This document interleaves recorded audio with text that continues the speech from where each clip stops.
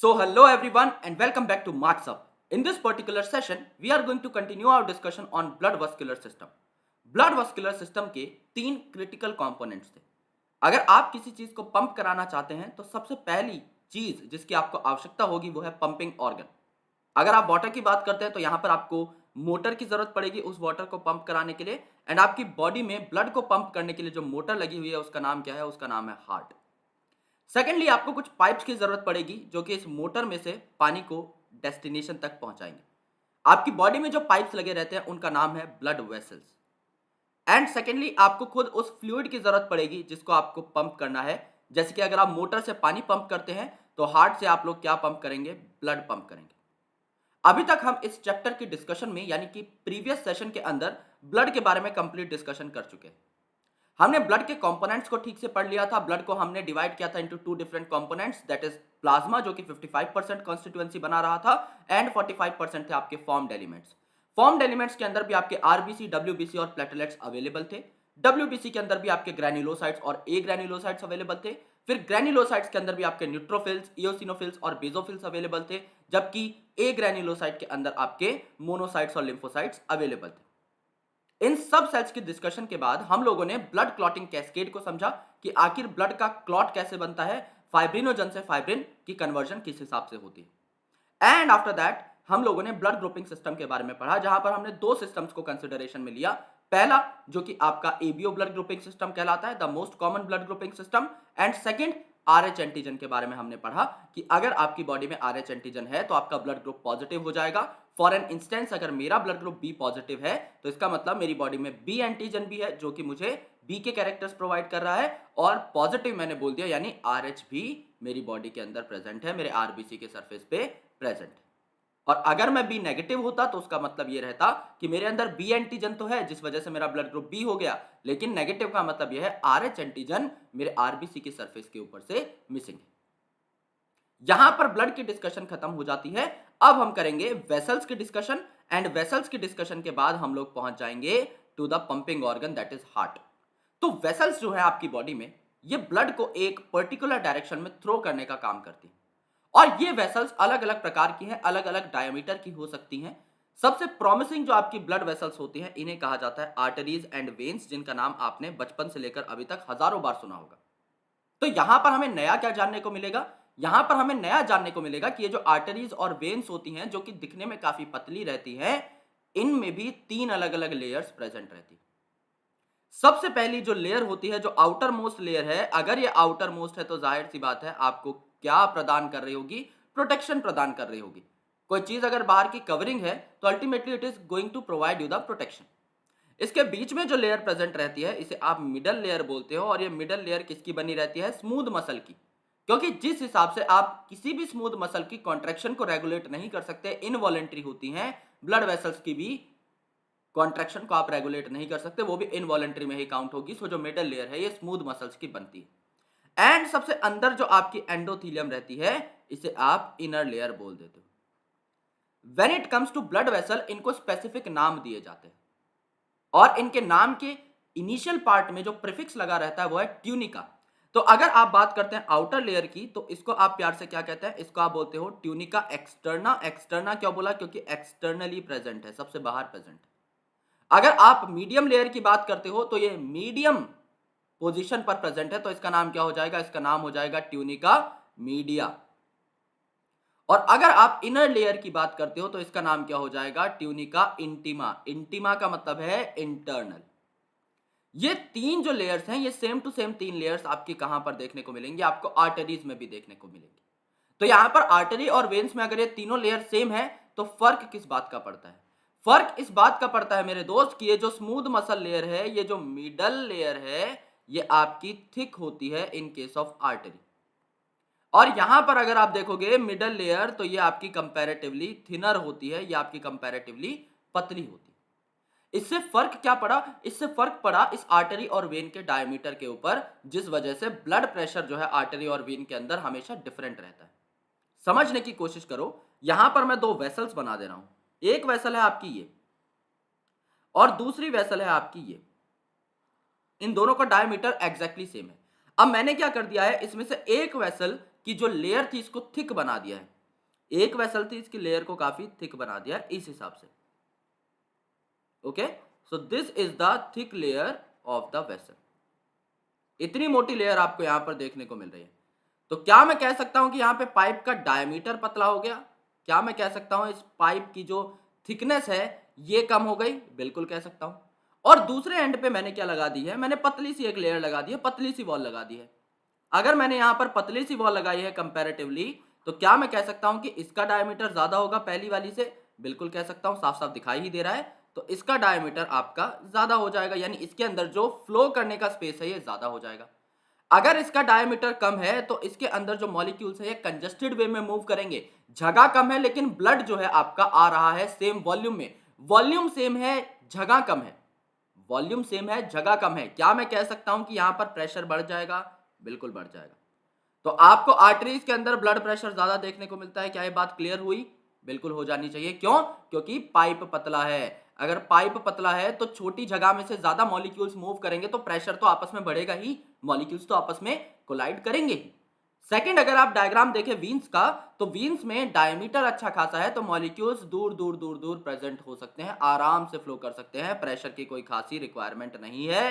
तो यहां पर जो प्रेशर है ये अल्टीमेटली कम हो जाता है, मिनिमाइज हो जाता है। तो आर्टरीज में ब्लड प्रेशर हुआ आपका ज्यादा, जबकि वीन्स में आपका ब्लड प्रेशर हुआ कम। क्यों? क्योंकि आर्टरीज में आपका जो ल्यूमन है इसका साइज है कम।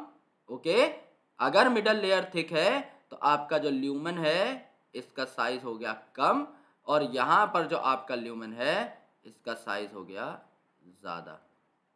इसीलिए बीपी में फर्क देखने को मिला आर्टरीज और वेन्स में। तो यहां पे तो तीन अलग अलग लेयर हैं, लेकिन अगर आप बात करते हो कैपिलरीज की, सो दे आर स्पेशल।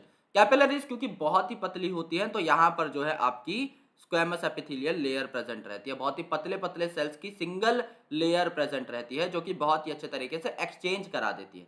तो एक्सचेंज में जो मेन काम है वो किसका है? कैपिलरीज का है। राइट? तो पहले तो इन तीनों में हमें डिफरेंस समझ में आ जाना चाहिए। आर्टरीज में ब्लड प्रेशर ज्यादा क्यों है? ल्यूमन छोटा है क्योंकि स्मूथ मसल लेयर जो है, मीडियम लेयर जिसे आप ट्यूनिका मीडिया कह रहे हो, वो थिक है।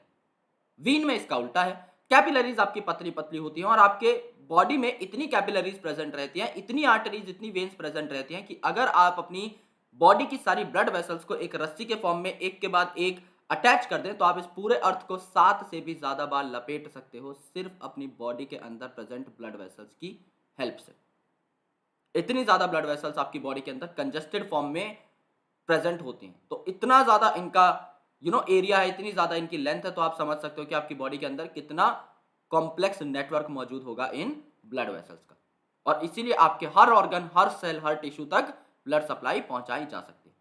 सबसे पहले आर्टरीज के बारे में देख लेते हैं, which are the prime concern. तो आर्टरी जो है यहां पर आपको दिखाई हुई है, जो ए डायग्राम है दैट इज फॉर आर्टरी। तो यहां पे जो स्मूथ मसल की लेयर है, जो मीडियम लेयर है ट्यूनिका मीडिया, ये देखो कितनी थिक है। जो ट्यूनिका मीडिया है देखो कितनी ज्यादा थिक है। राइट?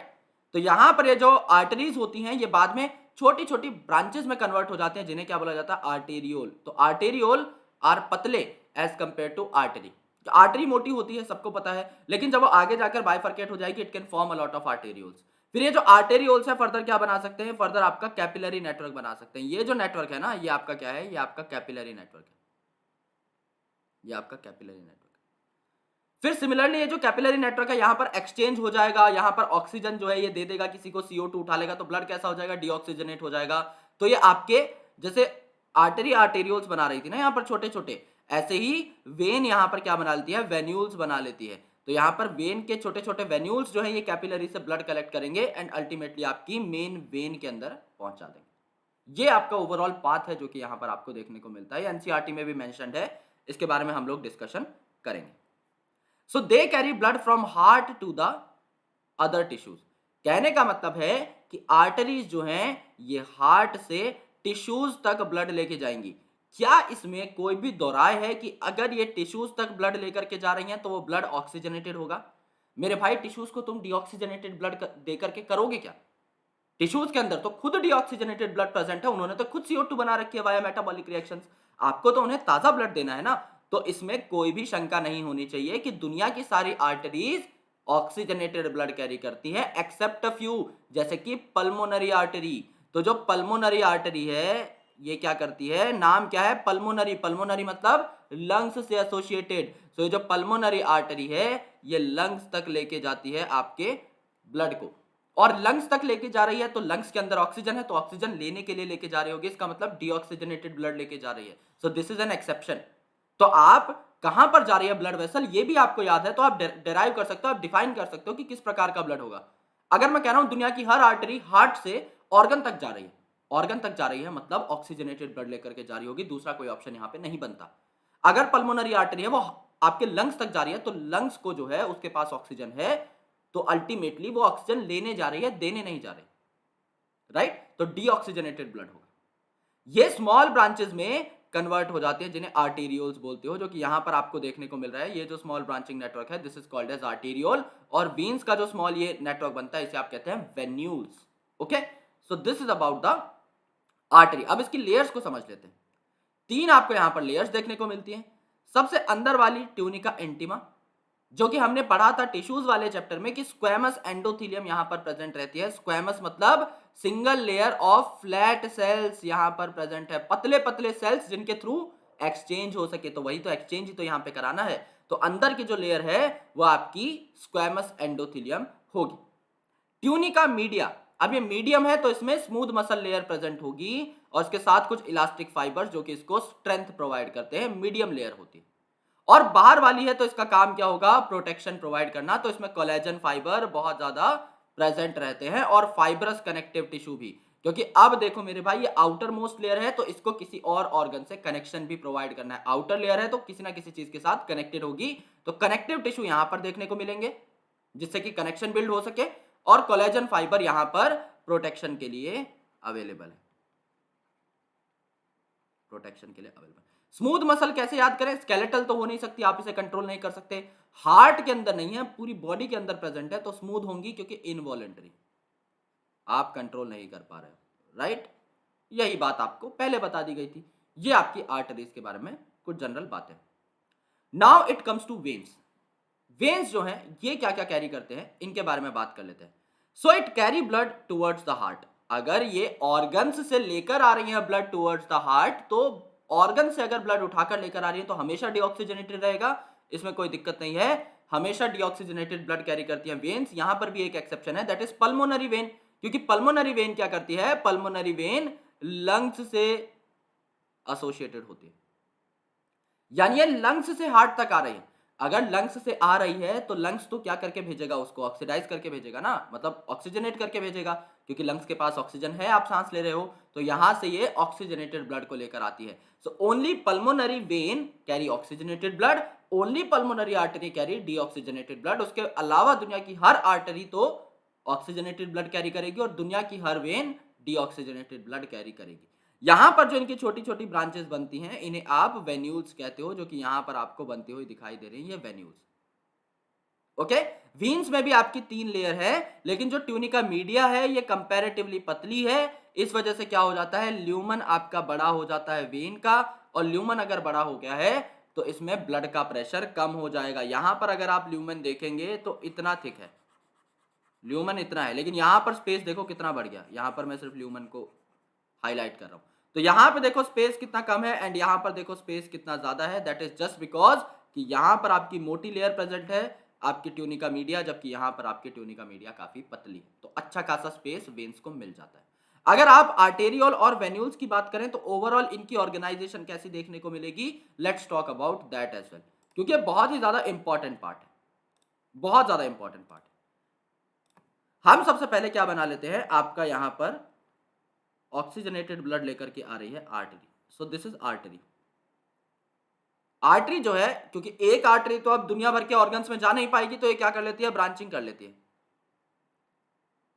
और इस प्रकार के स्ट्रक्चर्स बना लेती है। इन्हें क्या बोला गया है, आर्टेरियोल्स बोल दिया गया है, इन्हें क्या बोल दिया है, आर्टेरियोल्स बोल दिया। So this was the artery and these were the arterioles. Now क्या हुआ, पतली पतली कैपिलरीज में ये डिवाइड हो गए, जहां पर एक्चुअल एक्सचेंज आपको देखने को मिल जाएगा। ये पतली पतली कैपिलरीज का नेटवर्क यहाँ पर देखने को मिला. So at the centre you have the network of capillaries.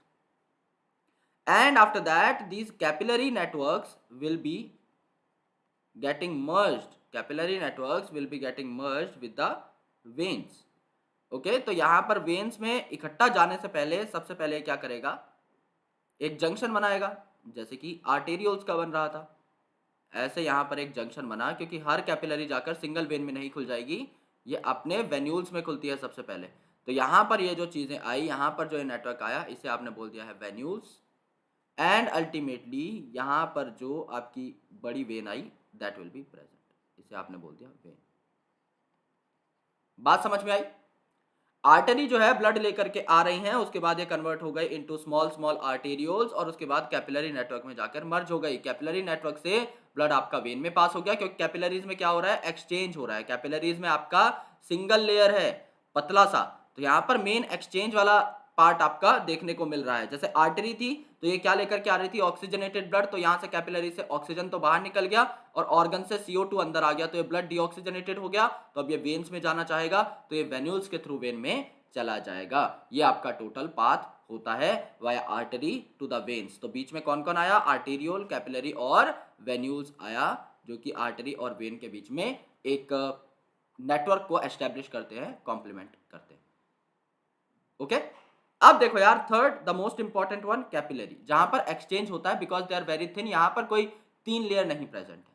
So in tissue जो आर्टेरियोल है, टिश्यूज में जाकर के, क्योंकि अब एक्सचेंज करना है, टिश्यू में ऑक्सीजन देना है, वहां से CO2 उठाना है, तो टिश्यूज में जाकर के ये क्या करता है, थिन वॉल्ड और सिंगल लेयर्ड, क्योंकि भाई एक्सचेंज में सिंगल लेयर का ही काम है. तो यहां पर क्या होता है, कैपिलरीज में डिवाइड हो जाते हैं और उसके बाद कैपिलरीज एक्सचेंज के बाद वेन्यूल्स बना लेती हैं और ये वेन्यूल्स जो है दे ओपन इनटू वेन्स. ये बात तो हम अभी जस्ट करके हटे हैं, तो इसमें हमें कुछ भी नहीं पढ़ना था, ये सारे के सारे पॉइंट्स हमारे already covered, right.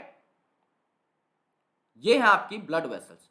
Now the most important topic and the very critical topic from examination point of view, the structure of heart. अब आपको ये समझना है कि हार्ट कैसा दिखाई देता है, हार्ट के इंपॉर्टेंट फीचर्स क्या हैं, ये सारी चीजें हम लोग पढ़ेंगे. तो initially we will be talking about the structure of heart, कि कौन कौन से पार्ट हैं, कौन कौन से चैम्बर्स हैं, कौन कौन सी वॉल्स हैं. एंड आफ्टर दैट हम लोग ये जानेंगे कि हार्ट में सर्कुलेशन किस हिसाब से होती है, कौन कौन सी वेसल्स निकल रही हैं जो ऑर्गन तक ऑक्सीजनेटेड ब्लड लेकर आ रही हैं, कौन कौन सी चीजें हैं जो ऑर्गन से डीऑक्सीजनेटेड ब्लड हार्ट तक लेके आ रही हैं, कौन सी ऐसी वेसल्स हैं जो कि हार्ट से ब्लड को ऑक्सीडाइज करने के लिए, ऑक्सीजनेट करने के लिए आपकी लेकर जा रही हैं लंग्स तक, और कौन सी वेसल्स हैं जो लंग से ऑक्सीजनेटेड ब्लड को वापस हार्ट में लेकर आ रही हैं, और कौन कौन से चैम्बर में इन वेसल्स की एंट्री हो रही है. सारी की सारी चीजें हमें यहाँ पर पढ़नी है. तो structure of heart is very very critical, very very important. तो इसको बहुत गौर से देखना है. हार्ट जो है ये मीजोडर्मली डेराइव्ड ऑर्गन है, यानी ये आपकी जो जर्म लेयर्स होती हैं उनमें 3 लेयर्स है आपके पास, आपकी एक्टोडर्म, मीजोडर्म एंड एंडोडर्म. तो जो मीजोडर्मल लेयर होती है इससे डेराइव होता है आपका हार्ट, और ये मीडियास्टिनम में प्रेजेंट रहता है. मीडियास्टिनम मतलब हमने देखा था इन द रेस्पिरेटरी सिस्टम की जो आपके लंग्स थे उसमें राइट लंग में 3 लोब्स थे, जबकि लेफ्ट लंग में सिर्फ 2 लोब थे. क्यों? क्योंकि लेफ्ट लंग जो था, हार्ट उसकी तरफ थोड़ा सा टिल्टेड रहता है, कार्डियक नॉच नाम की एक जगह थी, हार्ट वहां पर थोड़ा सा स्पेस लेकर प्रेजेंट रहता है, तो लेफ्ट लंग सिर्फ 2 लोब्स में ही आपका डिवाइडेड था. तो 2 लंग्स के बीच में इन द थोरेसिक कैविटी, यानी इस रीजन में जो है आपको आपका हार्ट देखने को मिलता है. ये 2 लंग्स हैं तो इनके बीच में आपको स्लाइटली टिल्टेड टुवर्ड्स लेफ्ट, क्योंकि ये जो मेन पार्ट है ना, ये जो मेन पार्ट है जो बड़ा है, ये मेन पार्ट आपका लेफ्ट साइड में आता है. अगर आप डायग्राम भी देखेंगे so it is called as the left ventricle. So ये जो लेफ्ट वाला पार्ट है ये आपका लेफ्ट लंग से एसोसिएटेड होता है, लेफ्ट लंग से एसोसिएटेड होता है एक जगह पर जिसको आप क्या बोलते हो, कार्डियक नॉच बोलते हो. यानी दिल जहां पर प्रेजेंट है वहां पर छोटी सी जगह होती है, नॉच बन जाता है कि हाँ भाई ये दिल का स्पेस है, यहां पर जो है आपका हार्ट प्रेजेंट होगा. तो it is slightly tilted towards left. ऐसा नहीं है कि दिल आपका एकदम लेफ्ट में प्रेजेंट रहता है, it is present at the centre, लेकिन हाँ ये थोड़ा सा बड़ा है आपका लेफ्ट साइड में, तो it is seeming to be tilted towards the left side, right. क्योंकि अगर आप इसको सेंटर से डिवाइड करोगे इस प्रकार से तो यहां पर आपका छोटा पार्ट आएगा और यहां पर लेकिन थोड़ा सा पार्ट एक्स्ट्रा है. ये जो एक्स्ट्रा पार्ट है ये आपका लेफ्ट डायरेक्शन में थोड़ा फेस करके रहता है. दैट्स व्हाई आप कहते हैं कि आपका heart is slightly tilted towards left, और इसका जो साइज है वो क्लेंज्ड फिस्ट जितनी रहती है, यानी कि अगर आप अपनी मुट्ठी को बंद कर लें तो यहाँ पर जो साइज बन रहा है आपकी बंद मुट्ठी का, उतना ही साइज आपके दिल का भी होता है। It is protected by double layered pericardium. Peri का मतलब होता है पेरीफेरी यानी चारों ओर, तो पेरी का मतलब क्या हो गया, पेरीफेरी, और कार्डियम का मतलब कार्डियक वर्ड आ गया तो आपके हार्ट से रिलेटेड है, इसमें कोई भी दिक्कत नहीं है। तो पेरिकार्डियम जो है उसकी दो लेयर्स यहाँ पर प्रेजेंट रहती हैं और इनके बीच में जो फ्लूइड भरा रहता है उसे आप कहते हो पेरिकार्डियल फ्लूइड।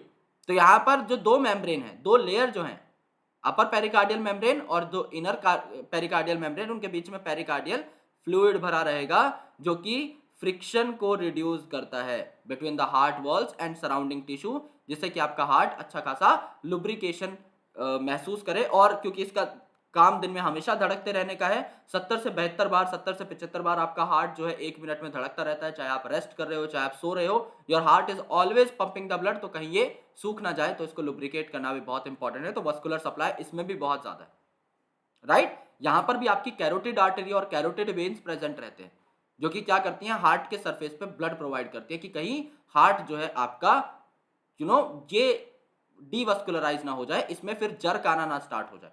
तो इसलिए इसको भी अच्छी खासी वस्कुलरिटी प्रोवाइड करके रखते हैं, तो खून से जो है भरा हुआ हार्ट आपका हमेशा पंप करता रहता है।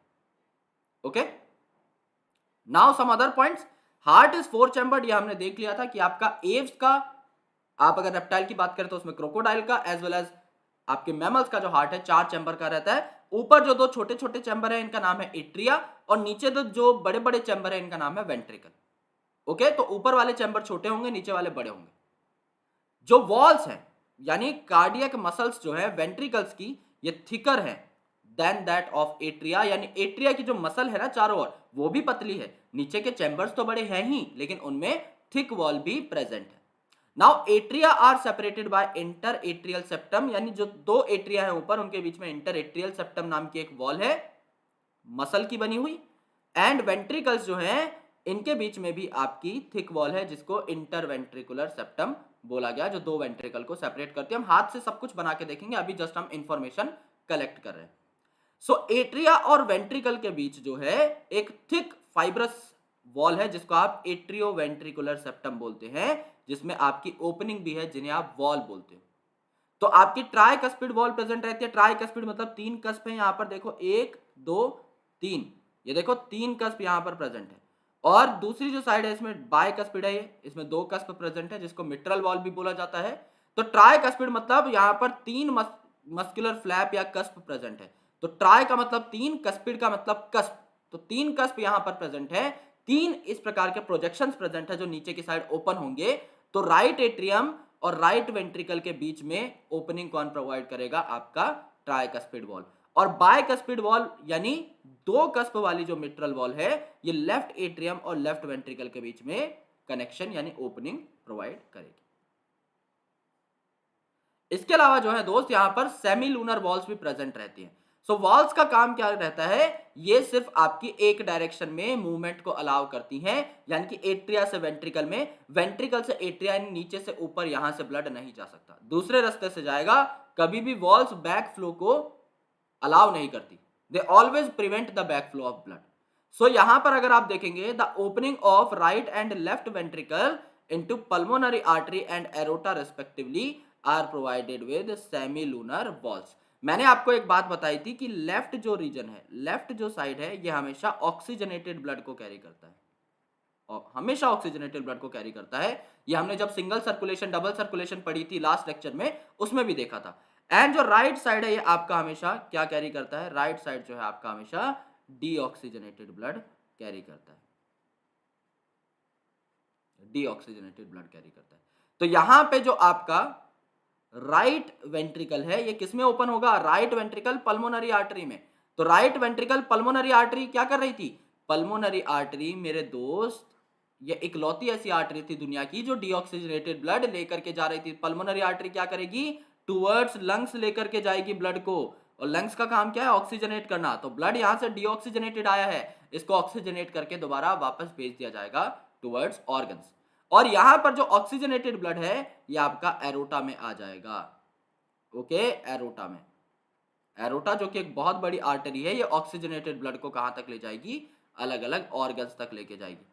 तो वेंट्रिकल से जो ओपनिंग हो रही है आपकी पल्मोनरी आर्टरी और एरोटा में, इनको सेमी लूनर वॉल आपका रेगुलेट करती है। सेमी लूनर मतलब, लूनर का मतलब होता है चांद, आपने चंद्र ग्रहण का नाम सुना होगा ना, लूनर एक्लिप्स। तो lunar is a word that is related to moon, and semi का मतलब होता है आधा, यानी आधे चांद जैसी एक वॉल जो है यहां पर लगी रहती है इस हिसाब से।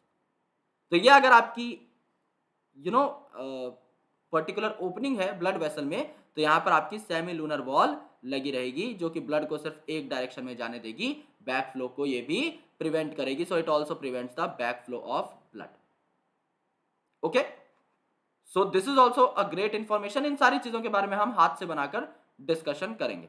तो अभी तक जितनी चीजें हुई है इनको अभी हम याद कर लेते हैं, एंड थोड़ी और बातें होने के बाद we will make a clear cut diagram, जिससे कोई भी प्रॉब्लम हमें ना आए। नाउ कंडक्टिंग सिस्टम, कि आपका जो हार्ट है कंडक्ट किस हिसाब से करता है। हार्ट आपका मायोजेनिक है। मायो का मतलब होता है मसल, क्योंकि आपका कार्डियक मसल से बना हुआ मस्कुलर हार्ट है। मायोजेनिक यानी ये क्या करता है, ऑटो रेगुलेट करता है अपनी कॉन्ट्रैक्शन को। आप हार्ट को दिन रात तो सिग्नल्स दे नहीं सकते, न्यूरल सिग्नल की भाई धड़को, इसको ऑटो रेगुलेट होना पड़ेगा, क्योंकि इसका आपकी जिंदगी से आपकी मृत्यु तक यही काम है, सिर्फ धड़कने का ही काम है। इसको आप हमेशा हर दम जो है न्यूरल कनेक्शन प्रोवाइड नहीं कर सकते, इसीलिए it auto regulates its own contraction. तो यहां पर कुछ स्पेसिफिक टिश्यूज प्रेजेंट रहते हैं जिनको आप नोडल टिश्यूज बोलते हो। तो ये जो नोडल टिश्यूज हैं, ये आपके हार्ट वॉल में प्रेजेंट स्पेशलाइज्ड कार्डियक मस्कुलेचर हैं, यानी हार्ट के अंदर प्रेजेंट ऐसा मस्कुलेचर, ऐसी मसल्स का पार्ट जो कि आपके हार्ट की वॉल्स के साथ अटैच्ड है। और जब ये एक्टिवेट हो जाते हैं नोडल टिश्यूज, तो आपके हार्ट की मसल भी एक्टिवेट हो जाती है और वो कॉन्ट्रैक्ट करना स्टार्ट कर देती है। सबसे इंपॉर्टेंट जो आपका नोडल टिश्यू है, इसे आप कहते हैं साइनोएट्रियल नोड। साइनोएट्रियल नोड जो कि यहां पर आपको प्रेजेंट दिखाई दे रहा है। साइनोएट्रियल जो नोड है, ये right upper corner of right atrium पे प्रेजेंट रहता है। इसको आप क्या कहते हैं, pace maker of the heart कहते हैं। आपकी हार्ट की जो पेस है, ये कौन मेक कर रहा है, कौन बना रहा है आपकी हार्ट की पेस, उसे रेगुलरिटी से कॉन्ट्रैक्ट कराने में कौन हेल्प कर रहा है, एस ए नोड। लेकिन काफी बार अगर ऐसे नोड काम करना बंद कर देता है, तो आपके पास दूसरा जो है जुगाड़ भी है, एट्रियोवेंट्रिकुलर नोड। एट्रियोवेंट्रिकुलर यानी एट्रिया और वेंट्रिकल के बीच में। सो ये lower left corner of right atrium में प्रेजेंट रहता है, एट्रियोवेंट्रिकुलर सेप्टम के पास। ये भी याद करने की जरूरत नहीं है, जब मैं पूरा आपको डायग्राम बताऊंगा, ultimately you will memorise this. इसे क्या बोलते हैं आप, इसे pace setter of the heart बोलते हैं। पेस मेकर तो है आपका ऐसे नोड, लेकिन पेस सेटर कौन है, एट्रियो वेंट्रिकुलर नोड। कि हाँ भाई कभी ऐसे नोड काम नहीं कर रहा है तो तुम पेस को सेट कर सकते हो at least. Okay, so from AV node, जो एवी नोड था, इससे बंडल निकलता है एक फाइबर का, ओके, जिसे आप बोलते हो एवी बंडल। और ये AV bundle atrio ventricular septum यानी एट्रिया और वेंट्रिकुलर के बीच से होता हुआ दो बंडल्स में डिवाइड करता है, क्योंकि इसे दोनों वेंट्रिकल्स में जाना है। तो each branch passes through the ventricular wall at its side, यानी एक एक वेंट्रिकल की तरफ ये वॉल्स चली जाती हैं, ये फाइबर्स चले जाते हैं। In the ventricular wall it breaks up into minute fibre, जिसे आप परकंजी फाइबर कहते हो, and these fibres along with the bundles are called as bundle of His. तो इसके बारे में हम लोग बात करेंगे। सबसे पहले देख लेते हैं, इज एवरीथिंग डन, राइट। सारी चीजें हार्ट के स्ट्रक्चर के बारे में हो चुकी हैं। तो अब हम स्ट्रक्चर अपने हाथों से बनाकर देखेंगे, और जो भी चीज अभी तक हमने पढ़ी है उन सारी चीजों को हम लोग जो है बकायदा रिवाइज करेंगे। मैंने आपको बताया जो आपका हार्ट है वो कुछ इस प्रकार का, it is tilted slightly towards the left. तो ऐसा हम एक हार्ट बना लेते हैं। ये आपका हार्ट। इस हार्ट के अंदर चार चैम्बर हैं। अगर मैं बोलूं यहां पर चार चैम्बर हैं, तो मैं कह सकता हूं कि जो आपके अपर टू चैम्बर्स हैं ये छोटे छोटे हैं। अपर जो दो चैम्बर हैं ये छोटे छोटे हैं। इनको आपने क्या बोल दिया है, इनको आपने बोल दिया है लेफ्ट ऑरिकल, और इसको आपने बोल दिया है राइट ऑरिकल। इसको आपने बोल दिया है, नीचे वाले को लेफ्ट ही साइड में है तो लेफ्ट वेंट्रिकल, और इसको आपने बोल दिया है राइट वेंट्रिकल। ओके, अब ये आपका लेफ्ट ऑरिकल है, राइट ऑरिकल है, राइट वेंट्रिकल है, लेफ्ट वेंट्रिकल है। यहां पर इस राइट ऑरिकल और लेफ्ट ऑरिकल के बीच में एक वॉल प्रेजेंट है, जो कि इसको कनेक्ट कर रही है, इन दोनों को कनेक्ट कर रही है। ये जो आपकी वॉल है पतली सी, इसको आपने क्या बोला है, inter atrial septa. Inter atrial septa, यानी एट्रिया के बीच में सेप्टा प्रेजेंट है। सेप्टा का मतलब क्रॉस वॉल प्रेजेंट है। ओके, अब सिमिलरली आपकी जो यहां पर राइट वेंट्रिकल और लेफ्ट वेंट्रिकल के बीच में वॉल है, ये काफी थिक है। ओके, ये काफी थिक मस्कुलर वॉल है, इसको आपने क्या बोल दिया है, इंटरवेंट्रिकुलर सेप्टा। इंटरवेंट्रिकुलर सेप्टा, ठीक है। तो ये आपकी कंपैरेटिवली थिक है, तो इसको हम थिक लिख देते हैं, ऊपर वाली को हम कंपैरेटिवली थिन लिख देते हैं। जो आपकी ऑरिकल और वेंट्रिकल के बीच का सेप्टा है, ये भी आपका फाइब्रस है, ये भी आपका ठीक ठाक थिक देखने को मिल जाता है। तो इसे आप क्या बोलते हैं, इसे आप बोल सकते हैं, इसे आप बोल सकते हैं auriculo ventricular septa. Auriculo ventricular septa यानी ऐसा सेप्टा जो ऑरिकल और वेंट्रिकल के बीच में प्रेजेंट है, इसे आप एट्रियो वेंट्रिकुलर सेप्टा भी बोल सकते हैं। ओके, ये भी आपका थिक फाइब्रस नेचर का देखने को मिलता है। तो ये तीन चीज हमने देखी कि सेप्टा किस किस प्रकार के। ओके, अब देखो यार यहां पे अब क्या हुआ, आपकी वॉल्स प्रेजेंट है। वॉल्स अगर आपकी यहां पर प्रेजेंट है, तो राइट एट्रिया को राइट वेंट्रिकल में खोलने के लिए यहां पर क्या प्रेजेंट है, आपकी तीन कस्प की वॉल प्रेजेंट है। इसे आपने क्या बोल दिया है राइट हैंड साइड में, इसे आपने बोल दिया है ट्राइकस्पिड वॉल्व। इसे आपने बोल दिया है ट्राइकस्पिड वॉल्व। जबकि दूसरे एंड पे सिर्फ आपके दो कस्प की वॉल प्रेजेंट है, इसको आपने क्या बोल दिया है, इसको आपने बोल दिया है बायकस्पिड वॉल्व या मिट्रल वॉल्व, या मिट्रल वॉल्व। अब ये जो ट्राइकस्पिड वॉल है और बायकस्पिड वॉल है, इनमें जो आपकी मूवमेंट होगी वो right atrium to right ventricle और left atrium to left ventricle ही होगी।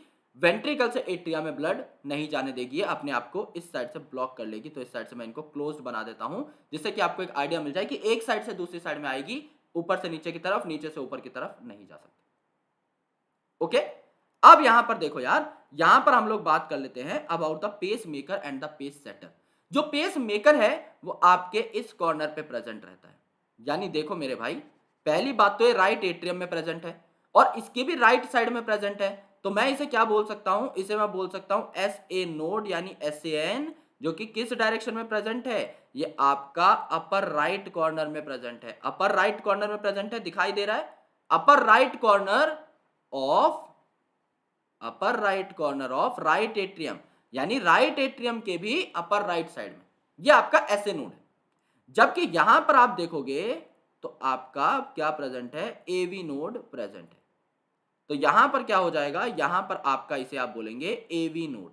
एवी नोड क्या हो जाएगा, नाम ही है एट्रियो वेंट्रिकुलर नोड। तो आपका यहां पर एट्रिया है, राइट एट्रिया, और यहां पर राइट वेंट्रिकल इसके पास कहीं प्रेजेंट रहता है। इनके बीच की जो वॉल है ना, एट्रियो वेंट्रिकुलर सेप्टा, यहां पर प्रेजेंट रहता है, लेकिन है ये राइट एट्रियम में ही। तो राइट एट्रियम का ये लेफ्ट साइड है मेरे भाई, ये वाली साइड लेफ्ट साइड है ना, तो ये राइट एट्रियम की लेफ्ट साइड में है। तो इसकी पोजीशन मैं कैसे बताऊंगा, इसकी पोजीशन मैं बताऊंगा कि लोअर साइड में, पहले तो नीचे की साइड, लोअर लेफ्ट साइड में है, lower left side of right atria. तो पहले तो इनकी पोजीशन आपको समझनी पड़ेगी कि ऐसे नोड जो है ये upper right corner of right atrium में है, जबकि एवी नोड जो है ये lower left corner of right atrium में है। हैं दोनों राइट एट्रियम में ही, लेकिन मेरे भाई एक अपर राइट कॉर्नर में है तो दूसरा लोअर लेफ्ट कॉर्नर में, एकदम opposite to each other. Right, अब यहां से क्या हुआ, अब यहां से कुछ बंडल्स निकलते हैं, जिसे आप क्या बोलते हैं, एवी बंडल यानी एट्रियो वेंट्रिकुलर बंडल, और ये इस सेप्टा में चले जाते हैं, इस इंट्रावेंट्रिकुलर सेप्टा में चले जाते हैं।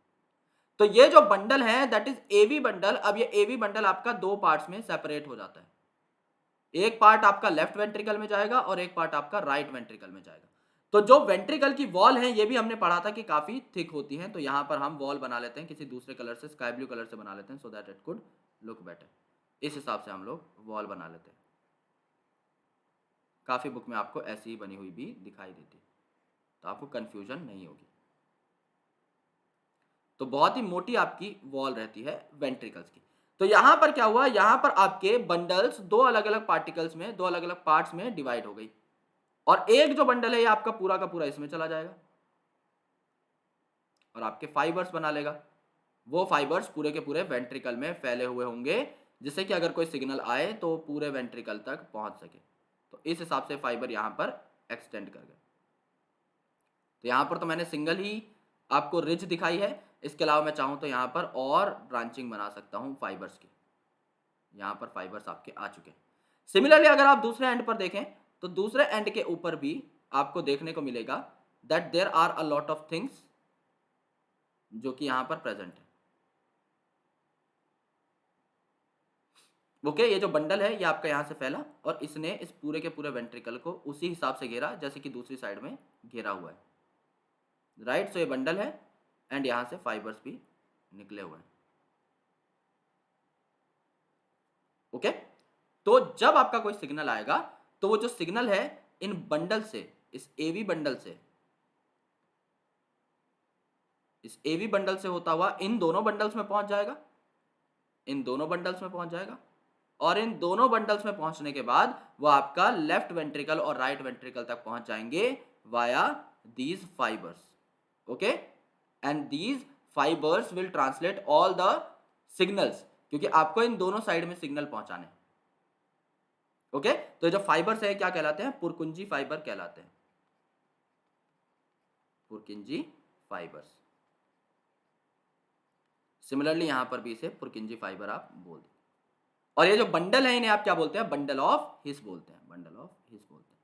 तो पुरकिंजी फाइबर भी इसी का पार्ट है, इस बंडल का ना, इस बंडल से ही निकल करके वो फाइबर बना रहे हैं। तो कोई सिग्नल आपका ऐसे नोड से जनरेट होगा, वो एवी नोड तक पहुंचेगा, तो सिग्नल कहां से कहां जाएगा देखने की कोशिश करो। सिग्नल आपका जनरेट होगा यहां पर, because this is the pace maker. तो ये पेस मेकर है, अगर ये पेस मेकर है तो सिग्नल तो यहां पर बनेगा, सिग्नल यहां पर बनेगा, सिग्नल सबसे पहले एट्रिया कॉन्ट्रैक्ट होगा, सिग्नल यहां तक जाएगा और एक बार यहां पर सिग्नल पहुंच गया तो वेंट्रिकल्स बड़े बड़े हैं, उनको कॉन्ट्रैक्ट करने के लिए सिर्फ सिग्नल की जरूरत नहीं है, इनको थप्पड़ भी मार के आना पड़ता है जगाने के लिए। तो यहां पर क्या है, आपके फाइबर्स पूरे फैले हुए हैं वेंट्रिकल्स में, जो कि एक्चुअल ऐसे पकड़ पकड़ के दोनों वेंट्रिकल्स को दोनों साइड से क्या करेंगे, कॉन्ट्रैक्ट करेंगे, बिकॉज ये बड़े हैं तो इनमें ज्यादा एफर्ट आपको लगाने पड़े, राइट। ये आपके हार्ट का ओवरऑल स्ट्रक्चर है, जो भी चीजें आपने पढ़ी वो यहां पर मौजूद है सिवाय सेमी लूनर वॉल के। तो सेमी लूनर वॉल को भी एक बार देख लेते हैं।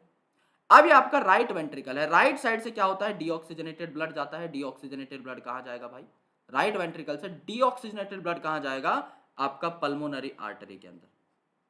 पल्मोनरी आर्टरी जो कि ब्लड को लेकर के जा रही है लंग्स के पास ऑक्सीजनेट होने के लिए। तो जो पल्मोनरी आर्टरी है यहां पर क्या लगे हुए हैं, आपके सेमी लूनर वॉल्स लगे हुए हैं। अब ये जो सेमी लूनर वॉल है ये आपके अर्धचंद्र जैसी शेप के हैं, तो अल्टीमेटली ये जो सेमी लूनर वॉल है ये भी आपके बैक फ्लो को प्रिवेंट करते हैं।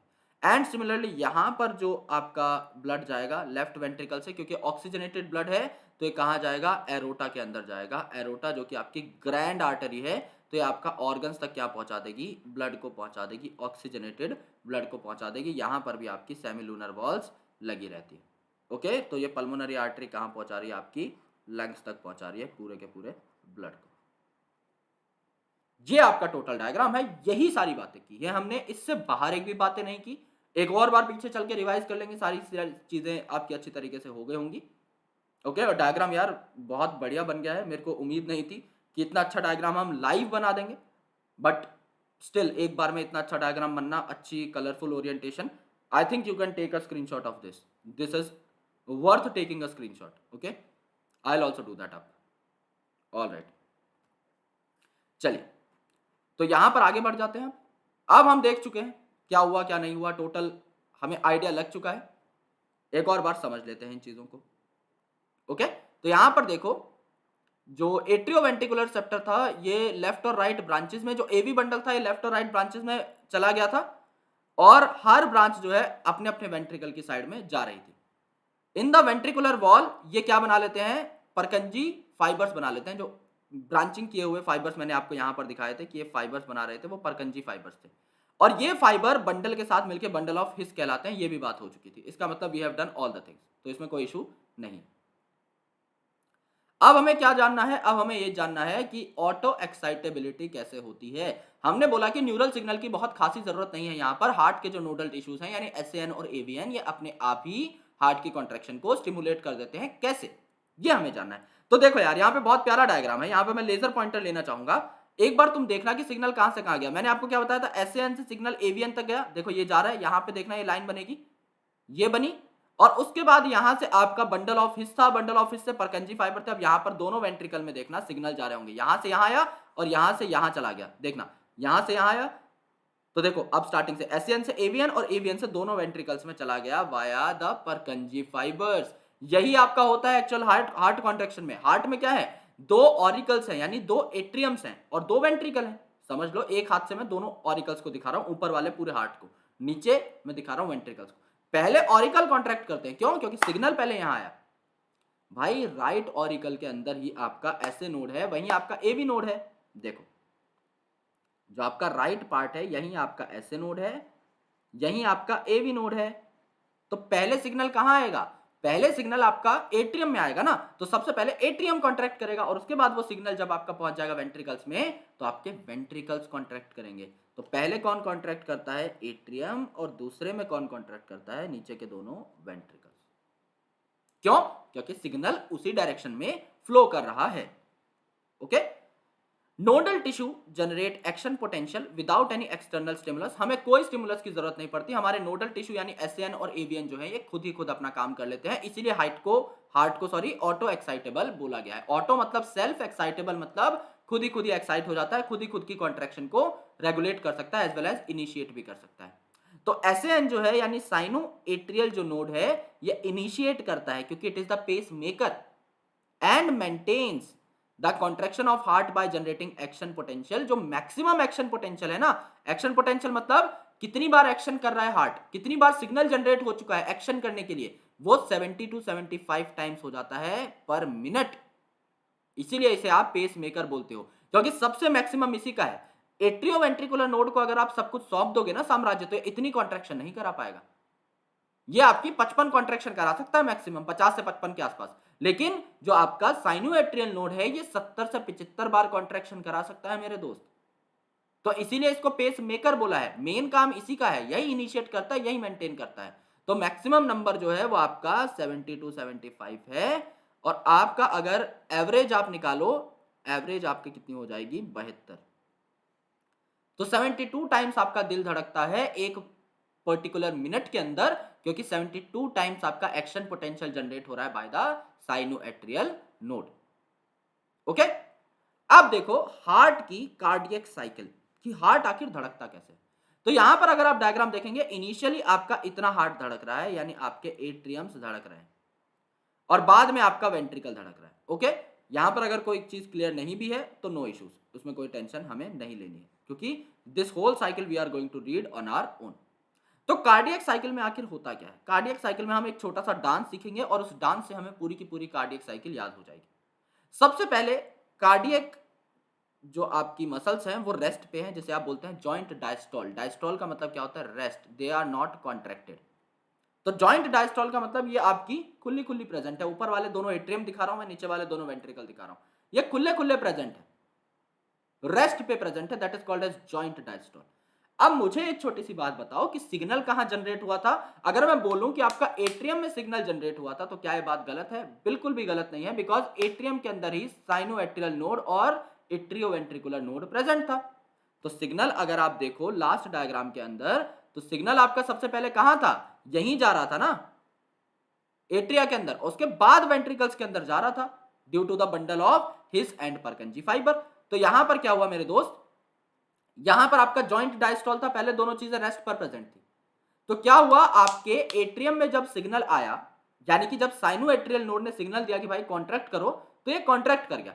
अब समझ लो आपके पास दो बैलून्स हैं जो कि दोनों कनेक्टेड हैं एक वॉल से।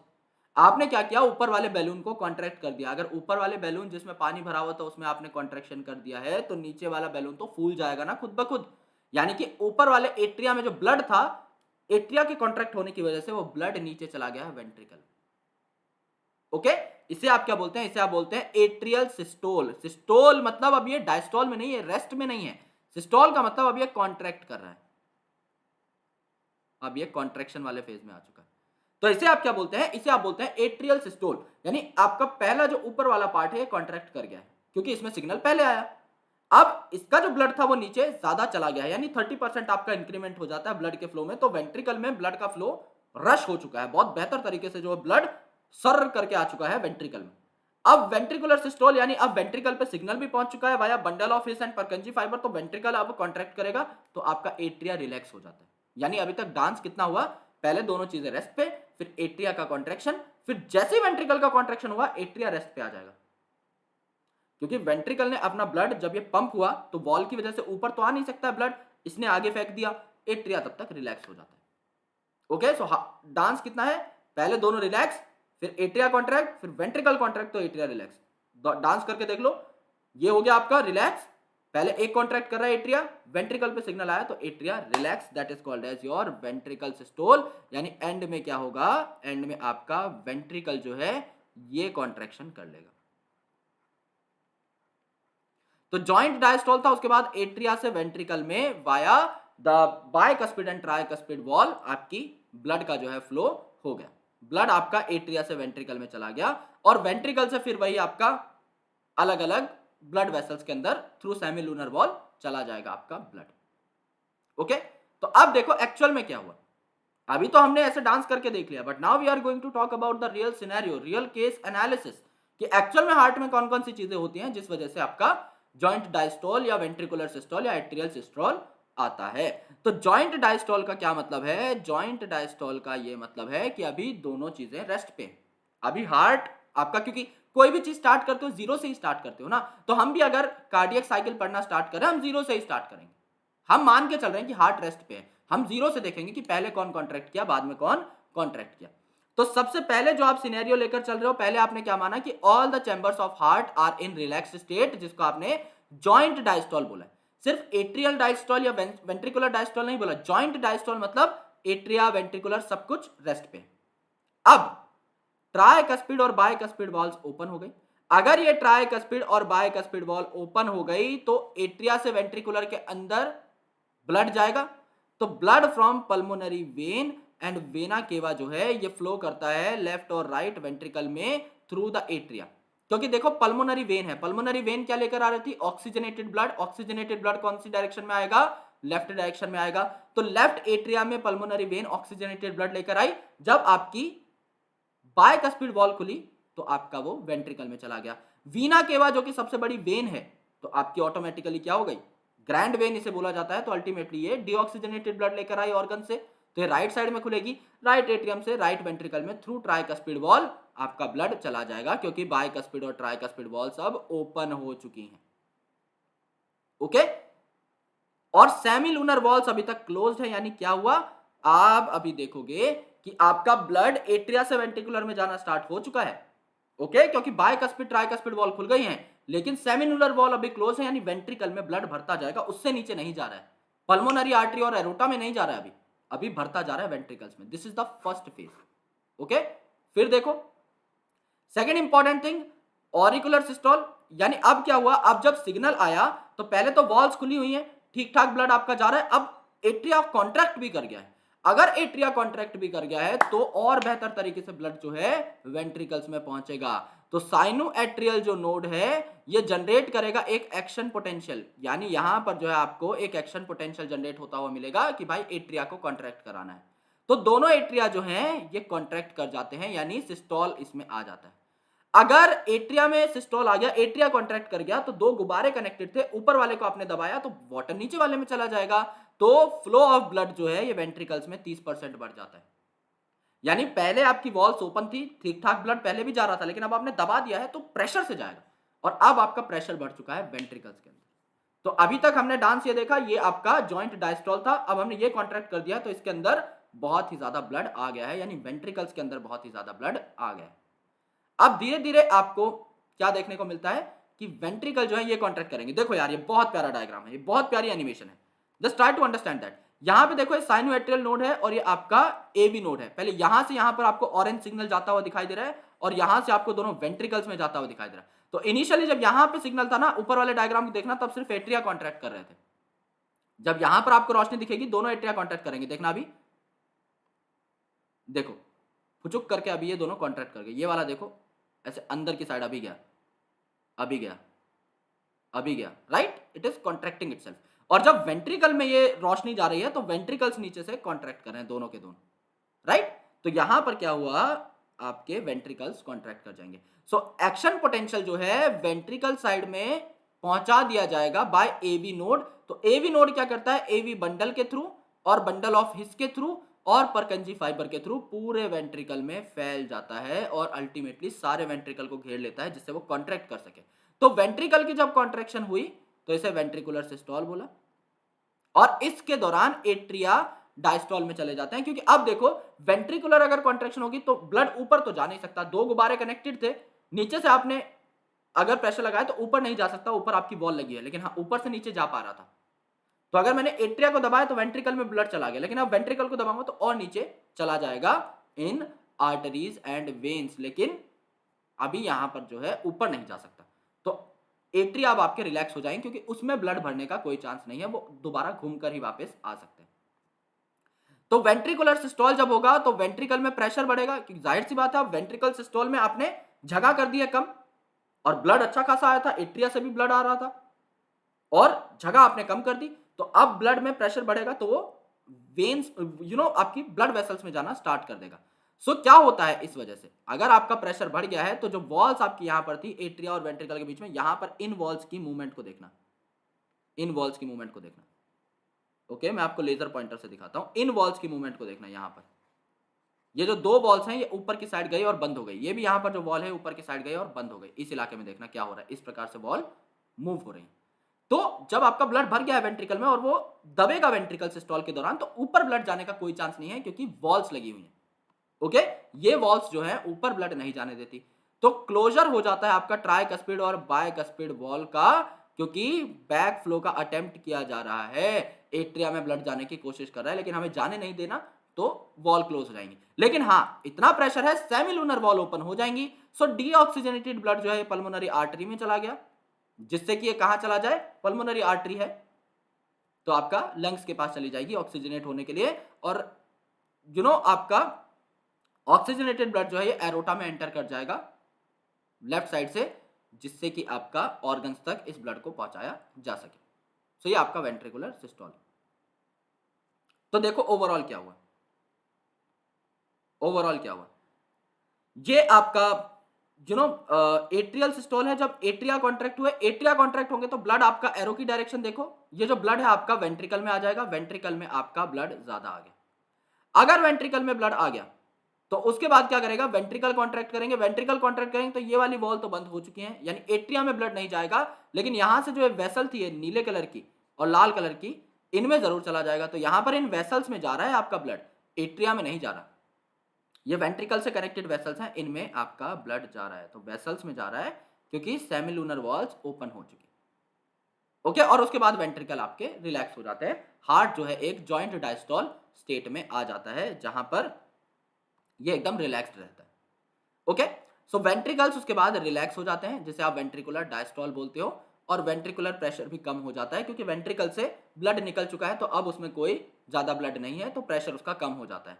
तो वेंट्रिकल से ब्लड निकलने के बाद क्या क्या हुआ, क्लोजर ऑफ सेमिलूनर वॉल्स, क्योंकि अब आपकी वेसल्स में ब्लड जा चुका है, वो बैक फ्लो करने का अटेम्प्ट करेगा, तो वॉल्स बंद कर लो जिससे कि ब्लड आपका दोबारा वेंट्रिकल में ना आए, वरना बेवजह प्रेशर बढ़ जाएगा, हमें प्रेशर कम ही रखना है। ट्राइकस्पिड और बाइकस्पिड वॉल्स जो है दोबारा ओपन हो जाएंगे क्योंकि अब आपका वेंट्रिकल से ब्लड निकल चुका है, एट्रिया में ब्लड ताजा ताजा है, उसे वेंट्रिकल में लेना, तो एक साइकिल चलती रहती है, ब्लड के आने जाने का सीक्वेंस सेम रहेगा। ओके, जिससे कि एट्रिया में अब प्रेशर बढ़ रहा है और एट्रिया जब फिर क्वेंच करेंगे तो अल्टीमेटली वेंट्रिकल में आपका ब्लड आ जाएगा। तो टोटल हमने क्या किया, एक बार समराइज कर लेते हैं। आपका हार्ट रिलैक्स स्टेट में था, ऊपर वाली ये जो चीज मैं दिखा रहा हूं ये दोनों एट्रिया है, नीचे वाली चीज जो दिखा रहा हूं दोनों वेंट्रिकल्स हैं। पोटेंशियल कहां जनरेट होता है, एक्शन पोटेंशियल एट्रिया में, क्योंकि राइट एट्रिया के अंदर साइनो एट्रियल नोड और एट्रियो वेंट्रिकुलर नोड प्रेजेंट है। तो ये जो आपका हाथ है ये इनिशियली कॉन्ट्रैक्ट कर गया, अगर ये हाथ कॉन्ट्रैक्ट कर गया तो बाइकस्पिड और ट्राइकस्पिड वॉल ओपन हो जाएंगी और एट्रिया से ब्लड आपका वेंट्रिकुलर में चला जाएगा। ओके, तो ये कॉन्ट्रैक्ट हुआ, वेंट्रिकल में अब ब्लड प्रेशर बढ़ चुका है। अब वेंट्रिकल कॉन्ट्रैक्ट करेगा तो ऊपर तो ब्लड जा नहीं पाएगा क्योंकि वॉल बंद हो जाएंगी, तो ये तो आपका रिलैक्स हो जाता है। जैसे ही वेंट्रिकल कॉन्ट्रैक्ट हुआ ऊपर वाला पार्ट रिलैक्स हो जाता है, एट्रिया डायस्टोल में आ जाता है एंड अल्टीमेटली वेंट्रिकल से जो ब्लड है ये आपका वेसल्स में पहुंचा दिया जाता है, जिसके बाद सेमिलूनर वॉल भी क्लोज हो जाती है कि बैक फ्लो ना हो, और उसके बाद वेंट्रिकल भी रिलैक्स हो जाता है। तो what are the dance steps, relaxed, atrial contraction, ventricular contraction के टाइम पे एट्रिया रिलैक्स एंड देन दोनों रिलैक्स। ओके, यहीं से फिर दूसरी साइकिल स्टार्ट हो जाएगी, यानी दोनों रिलैक्स, एट्रिया कॉन्ट्रैक्ट, ये रिलैक्स्ड, ये as simple as that. This is the cardiac cycle of your heart. Okay, 60 second होती हैं एक मिनट के अंदर, 60 सेकेंड्स होती हैं एक मिनट के अंदर। 60 सेकेंड में हार्ट कितनी बार धड़क रहा था? According to the pace makers data 72 times. तो एक सेकेंड में अगर आप देखेंगे तो कितनी बार धड़केगा, ये डेटा भी आप निकाल सकते हैं, या फिर आप ये भी निकाल सकते हैं कि एक बीट में कितनी सेकंड लगेंगी। तो एक बीट में आपकी कितनी सेकंड लगेंगी? 60/72, दैट इज अराउंड 0.8 सेकंड। इतनी सेकंड आपकी लगेंगी, आपकी कार्डियक साइकिल का टाइम है, ये आपकी कार्डियक साइकिल का टाइम, राइट? ये आपको नोट करना है। काफी बार पूछ लिया जाता है कि एक कार्डियक साइकिल का टाइम क्या है। ये आप डायरेक्टली डेसिफर भी कर सकते हो, डायरेक्टली निकाल सकते हो 60/72। यहां से you can easily decipher this data. अब देखो यार, ventricles and atria again undergo joint diastole and the above process is repeated. यानी वही साइकिल रिपीट हुई, joint diastole, atrial systole, ventricular systole and then joint diastole. तो यहां पर आप इसे कार्डियक साइकिल बोलते हो। इस पूरा जो भंगड़ा हमने पाया है that is called as cardiac cycle. तो एक कार्डियक साइकिल में क्या है, एक बार एट्रिया कॉन्ट्रैक्ट हुआ, वेंट्रिकल कॉन्ट्रैक्ट हुआ और ये दोनों फिर रिलैक्स हो गए। यही पूरी चीज हमने देखी। कार्डियक साइकिल 0.8 सेकंड में कंक्लूड होती है। कैसे हमने कैलकुलेट किया? 60/72 that we have already calculated. तो 1 हार्ट बीट जो है इसमें एक कार्डियक साइकिल होती है, यानी एक मिनट में आपका हार्ट 72 टाइम्स बीट करता है। तो 70 to 75 आपका नॉर्मल रेंज है, एवरेज 72 टाइम्स है, जिससे कि हमने आपके 0.8 सेकंड की कार्डियक साइकिल को डेराइव किया। Stroke volume and cardiac output बहुत पूछा जाता है। स्ट्रोक वॉल्यूम क्या है? स्ट्रोक वॉल्यूम वो वॉल्यूम है ब्लड की जो कि हर वेंट्रिकल ने पंप किया ड्यूरिंग कार्डियक साइकिल। अब वेंट्रिकल में ब्लड भर जाता है, एट्रिया कॉन्ट्रैक्ट किया, वेंट्रिकल में ब्लड भर गया।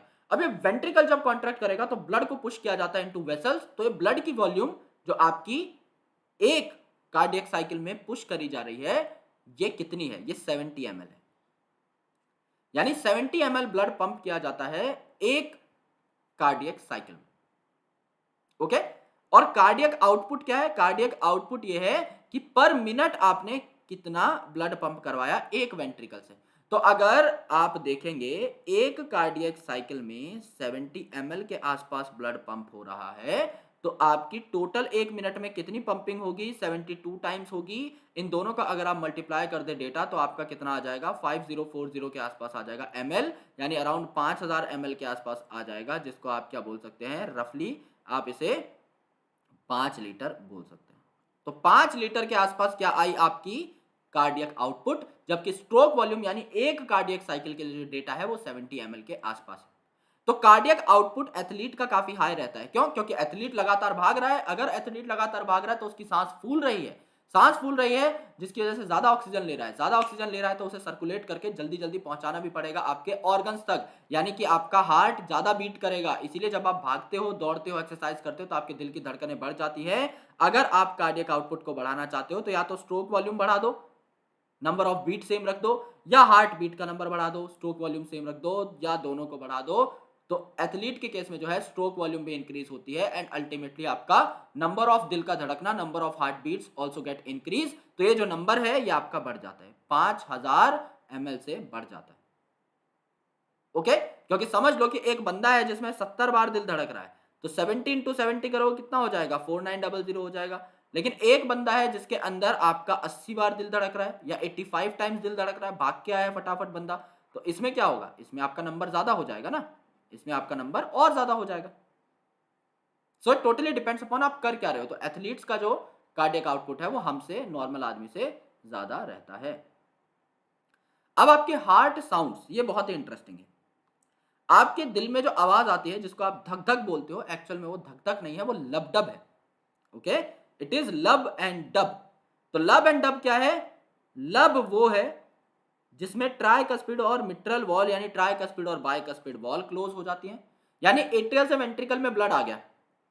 अब वेंट्रिकल जब कॉन्ट्रैक्ट करेगा तो आपकी बायकस्पिड ट्राइकस्पिड वॉल क्लोज हो गई, सिर्फ आपकी सेमिलूनर वॉल्स ओपन है। लेकिन एक बार अगर वेसल्स में ब्लड चला गया तो सेमिलूनर वॉल भी क्लोज हो जाती है। तो पहला हार्ट में साउंड तब आएगा जब आपकी बायकस्पिड ट्राइकस्पिड वॉल क्लोज हो जाएंगी, और दूसरा हार्ट में साउंड तब आएगा जब पल्मोनरी आर्टरी और एरोटिक जो आपकी एरोटा थी वो क्लोज हो जाएगी। तो हर कार्डियक साइकिल में दो साउंड आते हैं। पहला जो साउंड है ये लब का है, जब आपकी बायकस्पिड और ट्राइकस्पिड वॉल क्लोज हुई, यानी एट्रिया से वेंट्रिकल में आपका ब्लड चला गया, वेंट्रिकल जब कॉन्ट्रैक्ट किया तो सिर्फ सेमिलूनर ओपन है, आपकी बायकस्पिड ट्राइकस्पिड क्लोज हो चुके हैं, उस टाइम पर पहला साउंड आएगा लब। दूसरा, जब आपने वेसल्स में यानी कि पल्मोनरी आर्टरी और एरोटा में ब्लड भेज दिया है, उस टाइम पर सेमिलूनर वॉल्स ओपन थी तो ब्लड चला गया इन वेसल्स में, लेकिन बाद में इन वॉल्स को बंद कर दिया जिससे कि ब्लड वापस ना आ जाए। तो सेमिलूनर वॉल जब क्लोज हो गई तो सेकंड साउंड आया जिसका नाम है डब। ओके, सो एक हार्ट बीट आप किसे कह सकते हो, धक धक जो है यानी लबडब की जो आवाज है ये आपकी एक हार्ट बीट कहलाती है, एक कंप्लीट हार्ट बीट। क्योंकि ये दोनों जो इवेंट्स हैं, बायकस्पिड और ट्राइकस्पिड का क्लोजर और सेमिलूनर वॉल का क्लोजर, ये एक ही कार्डियक साइकिल में आपको देखने को मिल सकता है। तो these were the heart sound. Regulation of cardiac activity, heart की कॉन्ट्रैक्शन को कौन कौन रेगुलेट कर सकता है? तो यहां पर आपके एएनएस का यानी ऑटोनॉमिक नर्वस सिस्टम का बहुत बड़ा रोल है। सिंपैथेटिक और पैरासिम्पैथेटिक ऑटोनॉमिक नर्वस सिस्टम, जिसको आप क्या बोलते हो, जो पैरासिम्पैथेटिक ऑटोनॉमिक नर्वस सिस्टम है, पैरासिम्पैथेटिक ऑटोनॉमिक नर्वस सिस्टम, इसे आप पीएसएएनएस बोलते हो, और आपका सिंपैथेटिक ऑटोनॉमिक नर्वस सिस्टम जो है इसे आप एसएएनएस बोलते हो। ये दोनों अलग अलग तरीके से हार्ट को रेगुलेट करते हैं। प्लस समझ लो तुम्हारे पीछे कोई कुत्ता दौड़ पड़ा है तो तुम्हारी बॉडी में एड्रेनलिन और नॉर एड्रेनलिन या फिर एपिनेफ्रिन नॉर एपिनेफ्रिन रिलीज हो जाएंगे, एंड अल्टीमेटली तुम लोग बहुत जोर से भाग पड़ोगे, और अल्टीमेटली तुमने अगर कुछ बहुत डरावना देख लिया तो तुम खड़े भी हो तो तुम्हारी बॉडी से पसीना छूट जाता है और तुम्हारे दिल की धड़कन बढ़ जाती है। तो ये जो आपके एड्रिनल हॉर्मोन्स हैं ये भी आपके हार्ट को कंट्रोल कर सकते हैं। तो यहां पर देखो, हार्ट हमारा मायोजेनिक है क्योंकि मसल का बना हुआ है, एंड ऑटो रेगुलेटेड है क्योंकि नोडल टिश्यू है हमारे पास एसएएन एंड एवीएन, ये बात हो चुकी है। मेडुला ऑब्लोंगेटा जो कि वॉमिट सेंटर था, हमने क्या पढ़ा था, हमने पढ़ा था डाइजेस्टिव चैप्टर में, डाइजेशन वाले चैप्टर में, कि ये आपका वॉमिट सेंटर भी। ओके, तो ये क्या करता है, कार्डियक एक्टिविटी को भी रेगुलेट करता है थ्रू एएनएस, यानी जो ऑटोनॉमिक नर्वस सिस्टम है उसके थ्रू मेडुला ऑब्लोंगेटा रेगुलेट करता है कार्डियक एक्टिविटी को। जो सिंपैथेटिक नर्व्स हैं ये क्या करती हैं, ये आपकी बॉडी को फाइट करने के लिए तैयार करती हैं। तो ये आपके हार्ट बीट को बढ़ा देंगी, स्ट्रेंथ ऑफ वेंट्रिकुलर कॉन्ट्रैक्शन बढ़ा देंगी। ज्यादा कॉन्ट्रैक्ट करेगा वेंट्रिकल तो कार्डियक आउटपुट आपका बढ़ जाएगा, क्योंकि आपका नंबर बढ़ा है ना मेरे भाई। हार्ट बीट अगर बढ़ गई, अगर हार्ट बीट बढ़ी है तो पहले समझ लो 70 बार दिल धड़क रहा था, तो 70 into 70 4900 ml आपने ब्लड एक वेंट्रिकल से पंप किया तो कार्डियक आउटपुट 4900 ml था। अब आपका दिल धड़क रहा है ज्यादा बार, समझ लो स्ट्रोक वॉल्यूम उतनी है 70 ml है, तो भी तो कार्डियक आउटपुट बढ़ेगा ना। तो 70 इंटू समझ लो अब 80 बार दिल धड़क रहा है, 70 इंटू 80 हो गया, तो आपका कार्डियक आउटपुट भी बढ़ता है इससे। ओके, तो सिंपैथेटिक है ये कार्डियक आउटपुट को बढ़ा देता है, जबकि पैरासिम्पैथेटिक जो है ये कार्डियक आउटपुट को कम कर देता है। तो अगली लाइन में यही बताया हुआ है कि जो पैरासिम्पैथेटिक ऑटोनॉमिक नर्वस सिस्टम है यानी पीएसएएनएस है, ये आपका हार्ट बीट को डिक्रीज कर देता है कि भाई पड़े रहो, ये रेस्ट वाला स्टेट है। Okay, conduction of action potential और कार्डियक आउटपुट को भी कम कर देगा। समझ लो दिल पहले 70 बार धड़क रहा था तो 70 इंटू 70 आपका 4900 डेटा हो रहा था, लेकिन आप समझ लो आपका 65 बार ही धड़क रहा है या 60 बार धड़क रहा है, तो आपका क्या हो जाएगा, ओवरऑल ये डेटा कम हो जाएगा, 4500 हो गया, लेट्स से 4300 हो गया, इससे तो कम ही है, राइट। और एड्रिनल मेडुला के जो हार्मोन है ये क्या करते हैं, कार्डियक आउटपुट को बढ़ाते हैं। जैसा मैंने आपको बताया, कुत्ता बिल्ली पीछे पड़ गए या कुछ डरावनी चीज अगर देख ली, देन अल्टीमेटली दिल की धड़कन बैठे बैठाए बढ़ जाती है। तो एपिनेफ्रिन नॉर एपिनेफ्रिन या फिर एड्रेनलिन नॉर एड्रेनलिन जो एड्रिनल मेडुला से बने हैं, एड्रिनल ग्लैंड से बने हैं, ये आपके हार्ट बीट को बढ़ाएंगे। सिंपैथेटिक आपका बढ़ा देगी, पैरासिम्पैथेटिक आपका कम कर देगी, एंड जो सेंसरी नर्व फाइबर हैं ये भी आपके कंट्रोल करते हैं हार्ट बीट को और रेगुलेट करते हैं उसकी एक्टिविटी। तो किस किस तरीके से रेगुलेट हुई, सिंपैथेटिक बढ़ाना, एड्रिनल मेडुला के जो हार्मोन है उनका बढ़ाना, एंड पीएसएनएस कम कर देता है। ठीक है, डबल सर्कुलेशन, ये बात हम लोग कर चुके हैं, इसमें कुछ नया नहीं, इसको हम लोग पूरा लॉजिकल तरीके से देखें। डबल सर्कुलेशन में हमने क्या पढ़ा था कि कंप्लीट डबल सर्कुलेशन होती है चीजों की, यानी आपका जो एट्रिया है उससे ब्लड वेंट्रिकल में जाएगा, वेंट्रिकल से आपका अलग अलग जगह पर चला जाएगा depending upon whether it is oxygenated और डीऑक्सीजनेटेड, और उसके बाद घूम के जो 2 साइकिल है अलग अलग तरीके से एट्रियाज में एंटर करेंगे। सो मैन के अंदर यानी कि मैमल्स के अंदर जो ब्लड है ये हार्ट के थ्रू 2 बार मूव करता है, यानी अपने सर्किट को 2 बार कंप्लीट करता है। इसे डबल सर्कुलेशन कहते हैं, यानी 2 बार हार्ट में एंट्री होती है ब्लड की। पहली जो सर्कुलेशन है इसे आप कहते हैं pulmonary circulation. Pulmonary is a word related to lungs, यानी पहली सर्कुलेशन तब हो रही है जब आप लंग्स में ब्लड को ऑक्सीजनेट करने के लिए ले गए हो, क्योंकि भाई ब्लड में ऑक्सीजन लोड करोगे तभी तो दे पाओगे ना ऑर्गन्स को।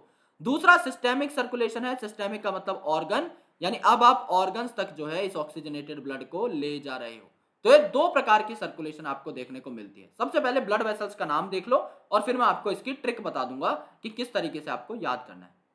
तो पहली जो सर्कुलेशन है it is pulmonary circulation, pulmonary मतलब लंग्स वाली। तो ये जो है लंग्स और हार्ट के बीच की सर्कुलेशन।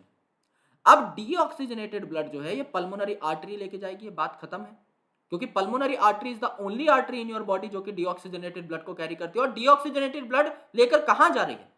अगर इसके पास ऑक्सीजन नहीं है तो कहां जा रही होगी? ऑक्सीजन लेने ही जा रही होगी। ऑक्सीजन लेने किसके पास जाएगी? लंग्स के पास जाएगी। तो ये लंग्स के पास चली जाती है और लंग्स से ऑक्सीजनेटेड ब्लड आ जाता है। किसके थ्रू आएगा? पल्मोनरी, यानी लंग्स से आ रहा है तो पल्मोनरी लेकर आएगी वेसल। कौन सी? ऑक्सीजनेटेड ब्लड कौन कैरी करती है? Pulmonary vein. तो ये आपका लेफ्ट एट्रियम में एंटर कर जाती है, क्योंकि left atrium is for oxygenated blood. तो ऑक्सीजनेटेड ब्लड आपका लेफ्ट एट्रियम में आ गया। ये आपकी एक साइकिल कंप्लीट हो गई। इसे आपने बोला पल्मोनरी सर्कुलेशन। दूसरा देखो भाई सिस्टेमिक सर्कुलेशन की। सिस्टेमिक सर्कुलेशन अब क्या होता है? बॉडी में किस हिसाब से आपकी ब्लड जो है ऑक्सीजन लेकर जाएगी। सो हार्ट और बॉडी पार्ट्स के बीच में अब ये दूसरी साइकिल है। आराम से ड्रॉ करके बताऊंगा, ट्रिक्स बता दूंगा, लेकिन अभी सिर्फ समझ लो। ऑक्सीजनेटेड ब्लड जो था ये अब बचे हुई सारी चीजें आर्टरी के थ्रू जाएंगी। एक ही आर्टरी थी जो डीऑक्सीजनेटेड कैरी कर रही थी, पल्मोनरी आर्टरी। अब ऑक्सीजनेटेड ब्लड है तो एरोटा के थ्रू जाएगा, फिर काफी सारी आर्टरीज में चला जाएगा, then arterioles, then capillaries and then tissues तक पहुंचेगा। ये जुगाड़ हम लोग ऑलरेडी देख चुके हैं कि आर्टरीज कैसे आर्टेरियोल्स में कन्वर्ट हुई एंड देन कैसे कैपिलरी नेटवर्क उन्होंने बना लिया।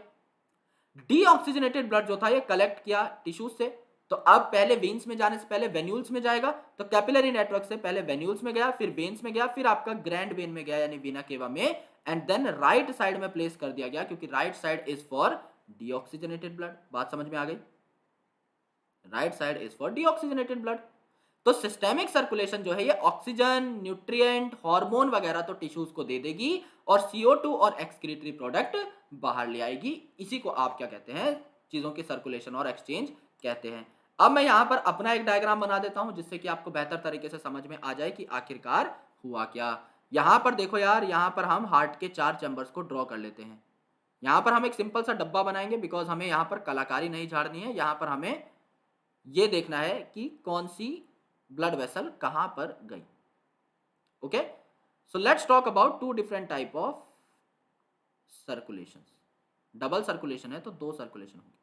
ये आपकी लेफ्ट साइड है तो ऊपर वाला हो जाएगा लेफ्ट एट्रियम, नीचे वाला हो जाएगा लेफ्ट वेंट्रिकल। ये आपकी राइट साइड है तो ऊपर वाला राइट एट्रियम, नीचे वाला राइट वेंट्रिकल।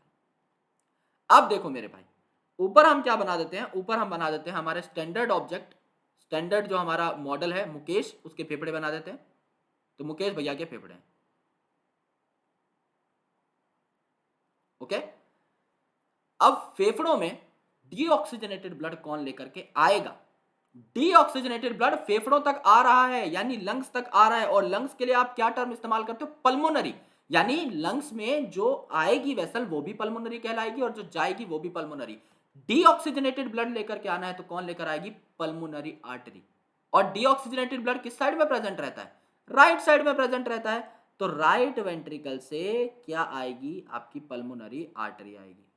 बात समझ में आई? यहां पर ये जो है पल्मोनरी आर्टरी डीऑक्सीजनेटेड ब्लड लेकर के आई कहां तक? लंग्स तक। ये आपकी पहली चीज है। तो ऊपर में क्या लिख देता हूं? ऊपर में CO2 लिख देता हूं क्योंकि ये डीऑक्सीजनेटेड ब्लड है। ये आपकी है pulmonary artery. Okay, pulmonary artery deoxygenated blood लेकर लंग्स में आ गई। अब लंग्स ने क्या किया? ब्लड को ऑक्सीजनेट कर दिया। ऑक्सीजनेट कर दिया तो यहां से क्या है आपका पल्मोनरी वेन ब्लड लेकर के जाएगी, ऑक्सीजनेटेड ब्लड को कहां लेकर के जाएगी, लेफ्ट साइड में लेकर जाएगी, लेफ्ट एट्रियम तक पहुंचा देगी। ऑक्सीजनेटेड ब्लड लेकर के आएगी, ये है आपकी पल्मोनरी वेन। ये जो आपकी लंग्स और हार्ट के बीच में एक एसोसिएशन देखने को मिली, इसे आप क्या बोलते हो, इसे आप बोलते हो पल्मोनरी सर्कुलेशन। तो जो मैंने पीले कलर से दिखाई है ये क्या है, pulmonary circulation. This is pulmonary circulation. Second important thing, sky blue colour से बना लेते हैं। स्काई ब्लू कलर से अब हम बनाएंगे सिस्टेमिक सर्कुलेशन, यानी अब हमें बॉडी के पार्ट्स तक सारी की सारी चीजें पहुंचानी है। तो यहां पर हम सिस्टेमिक सर्कुलेशन टर्म का उपयोग करेंगे। तो सिस्टेमिक सर्कुलेशन, अब ये जो ऑक्सीजन है, ऑक्सीजनेटेड ब्लड है, ये लेफ्ट एट्रियम से लेफ्ट वेंट्रिकल में चला जाएगा, और लेफ्ट वेंट्रिकल से, यानी अब आपका लेफ्ट साइड से ऑक्सीजनेट कर देगा सारे के सारे ऑर्गन्स को, तो ऑर्गन्स तक ये पहुंच जाएगा। तो ऑर्गन्स तक कैसे पहुंचा, ऑर्गन्स तक पहुंचा वाया एरोटा। तो ये जो ऑक्सीजनेटेड ब्लड था ये via aorta, AORTA, via aorta पहुंच गया, क्योंकि ये ग्रैंड आर्टरी है। अब ग्रैंड आर्टरी किस में कन्वर्ट हो गई, ग्रैंड आर्टरी आपकी कन्वर्ट हो गई स्मॉल स्मॉल आर्टरीज में, क्योंकि अकेली आर्टरी तो हर जगह पहुंचा नहीं सकती ब्लड को, तो ये छोटी छोटी आर्टरीज में कन्वर्ट हो गई। छोटी छोटी आर्टरीज में कन्वर्ट हुई, एंड आर्टरीज में कन्वर्ट होने के बाद इन्होंने छोटे छोटे आर्टेरियोल्स बना लिए, सबके दो दो टुकड़े कर देते हैं। तो यहां पर ये जो छोटे छोटे हैं ये क्या बन गए, आर्टेरियोल्स बन गए। आर्टेरियोल्स के बाद इन्होंने क्या किया है, इन्होंने बना लिया है एक नेटवर्क ऑफ कैपिलरीज, और ये नेटवर्क ऑफ कैपिलरीज जो है ये आपका ऑक्सीजनेटेड ब्लड दे करके आ जाएगा कहां पर, ऑर्गन में। तो समझ लो ये आपके ऑर्गन या टिश्यूज के अंदर ओपन हो चुके हैं, तो ये आपका क्या है, ऑर्गन या टिश्यू है। ओके, आपका ऑर्गन या टिश्यू है। अब इस ऑर्गन या टिश्यू से भी ये जो आपकी कैपिलरीज हैं ये इस हिसाब से ओपन हो जाएंगे। ओके, एक सेकंड, नीचे वाला बना ही लेते हैं यार। तो इस हिसाब से ये जो ओपन हो गई। अब यहां पर किस में जाएंगे, सबसे पहले जाएंगे भाई वेन्यूल्स में, क्योंकि पहले वेन्स तो बनाएंगे नहीं, राइट, सीधी सी बात है। तो ये किस में जाएंगी, वेन्यूल्स में जाएंगी। इस हिसाब की आपको ऑर्गेनाइजेशन देखने को मिली। तो ये क्या हो गई, ये आपकी कैपिलरीज थी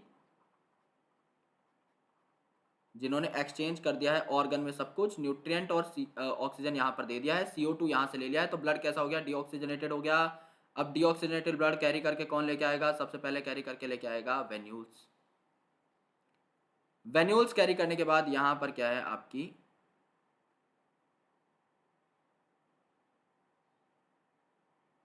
ओके, यहाँ पर आपकी जो वेन्यूल्स हैं ये वेन्स में कन्वर्ट हो जाएंगी, इसका नाम हो जाएगा वेन।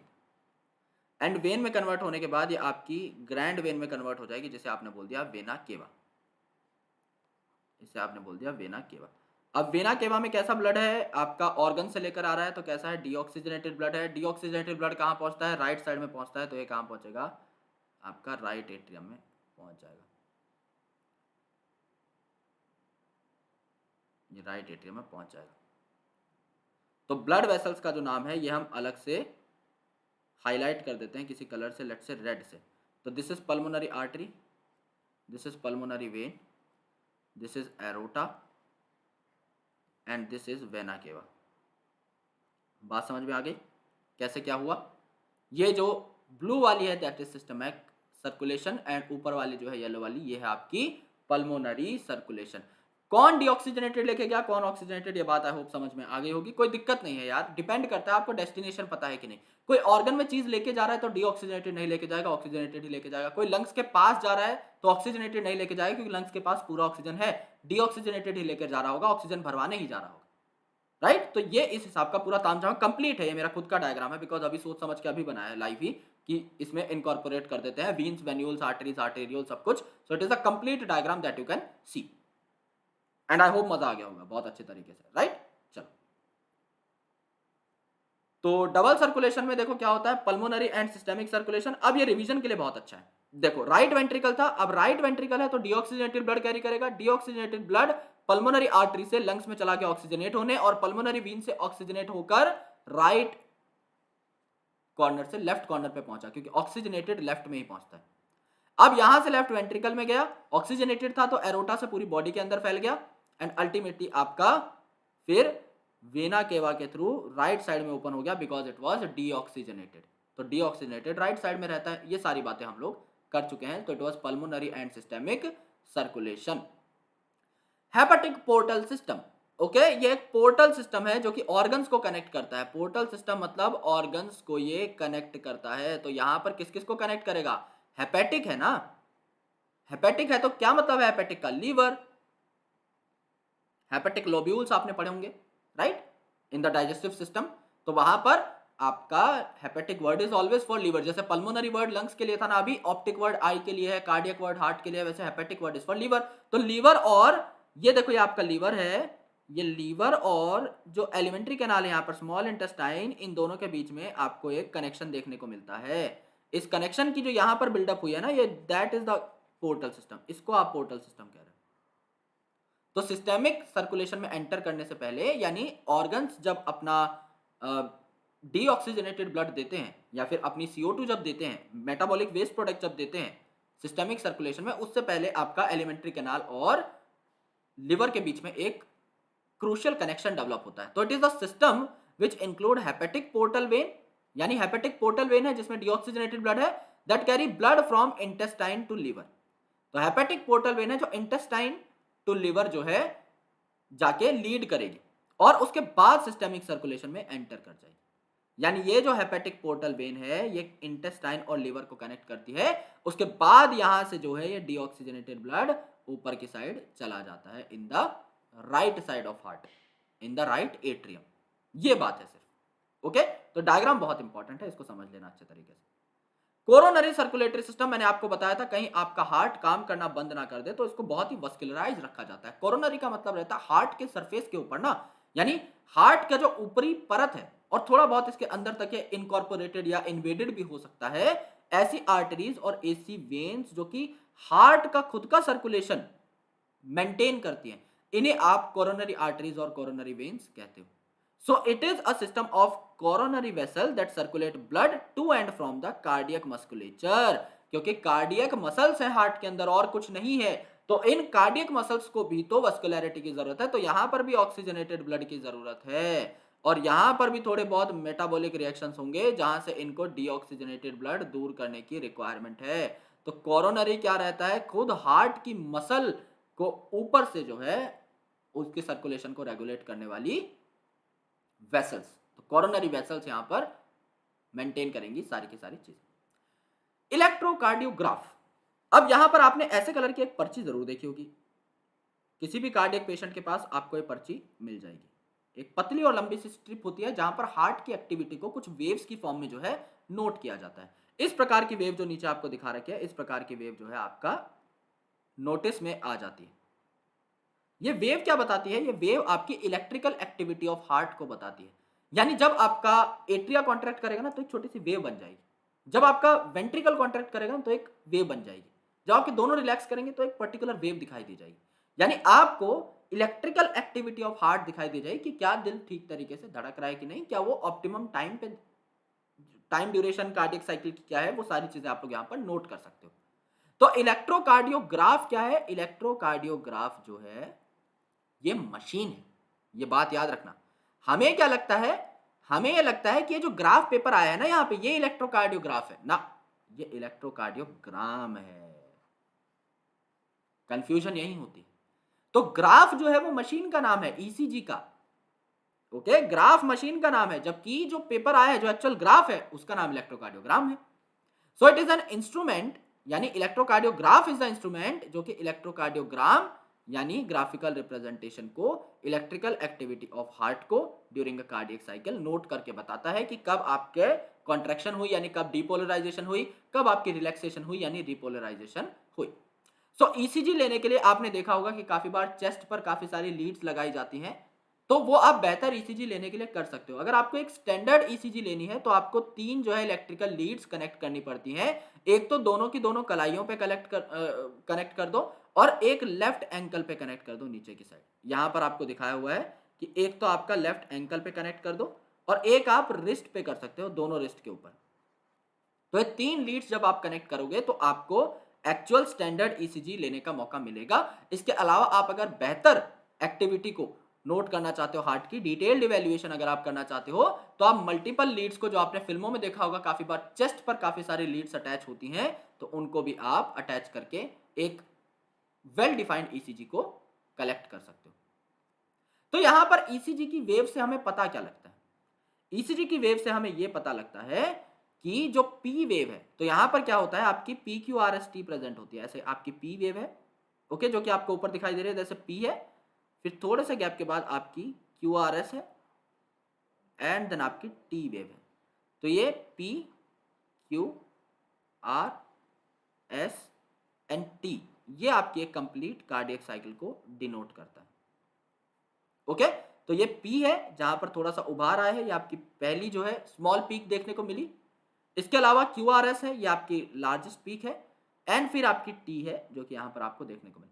इसी प्रकार से दिल आपका कितना धड़का, ये आप पीक नोटिस करके 1 2 3 4 5 6, 6 मुझे यहां पर दिखाई दिए, मतलब आपका एक पर्टिकुलर टाइम में 6 बार दिल धड़का। अब आपका उतने ही टाइम में 1 2 3 4 5 6 7 8 9 बार दिल धड़क रहा है। पहले 6 बार धड़क रहा था, अब 9 बार धड़का। क्या मैं कह सकता हूं कि सेम लेंथ ऑफ पेपर पे आपका दिल ज्यादा बार धड़का है, तो आपकी हार्ट बीट फास्ट है। बिल्कुल स्लो जो है आपकी 1 2 3 4, तो आपकी स्लो हार्ट बीट है।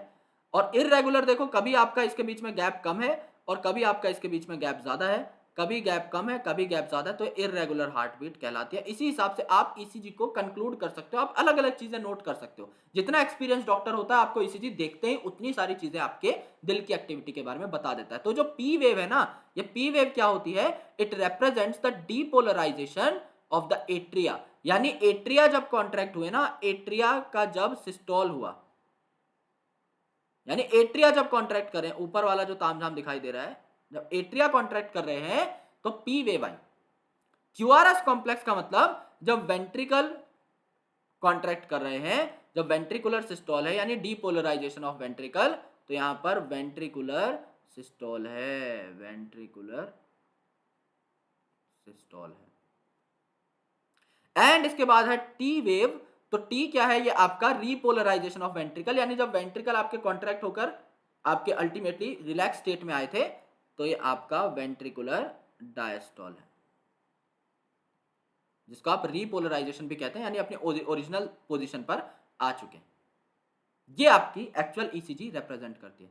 तो आप क्या करते हो, आप डेविएशन ऑफ ईसीजी को देख लेते हो कि अगर ईसीजी स्टैंडर्ड नहीं है, ईसीजी आपकी रेगुलर नहीं है, तो आपको पता लग जाता है कि हार्ट में कुछ ना कुछ प्रॉब्लम या डिजीज है।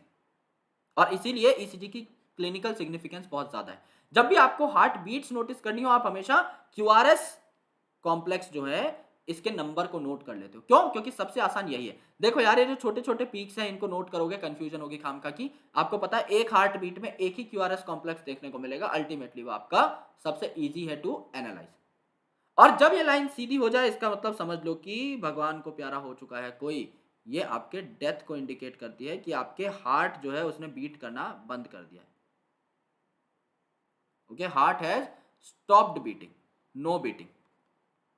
तो आप इसे क्लिनिकल डेथ भी कंसिडर कर सकते हो।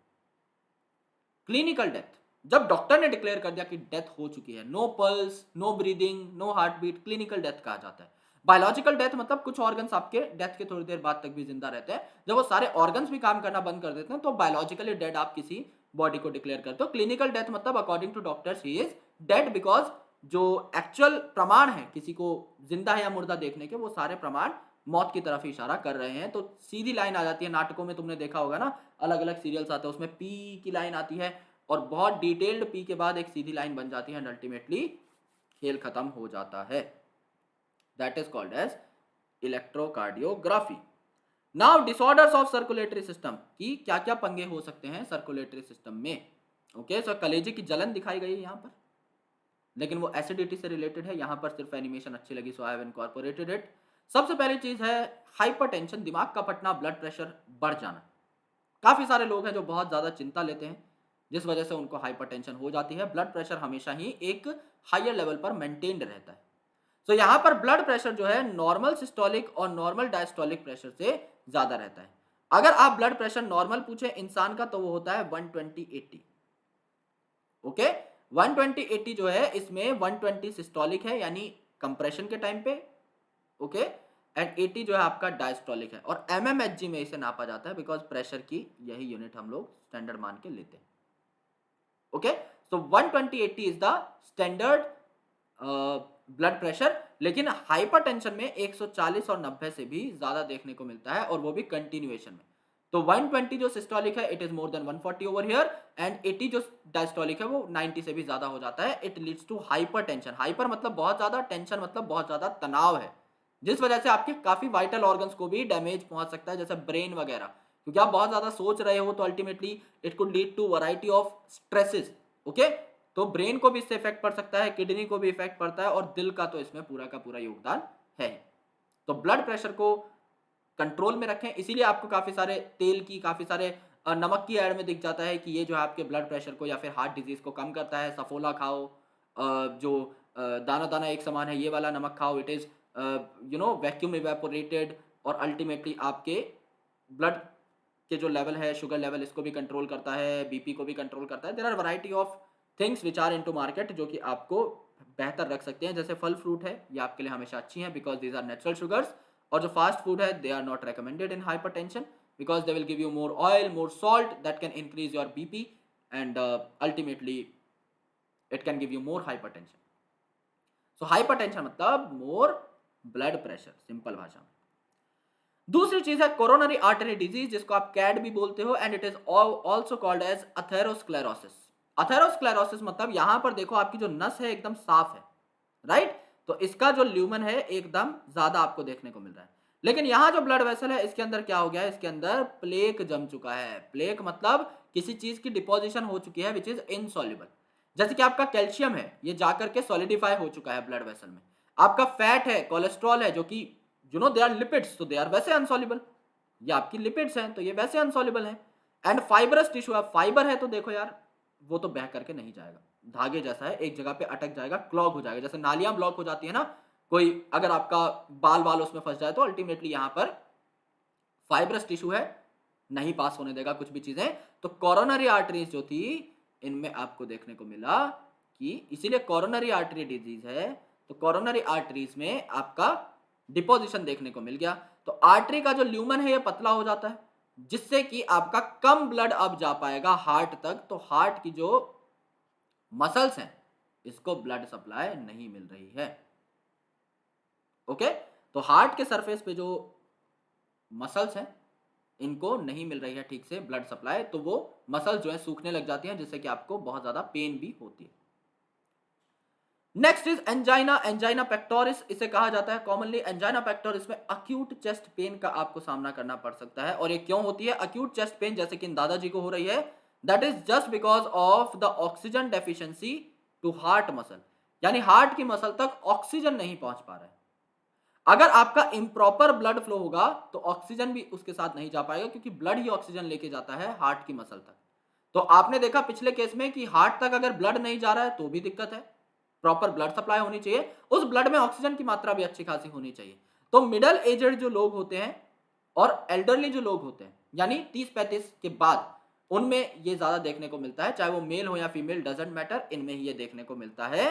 और ये आपके ब्लड फ्लो के अफेक्ट के कारण भी हो सकता है, यानी अगर ब्लड ही कम फ्लो कर रहा है तो उसमें कम ही ऑक्सीजन होगी, दैट इज फॉर श्योर। इस वजह से आपको छाती में दर्द उठ सकता है, जिसे आप एंजाइना पेक्टोरिस बोलते हैं।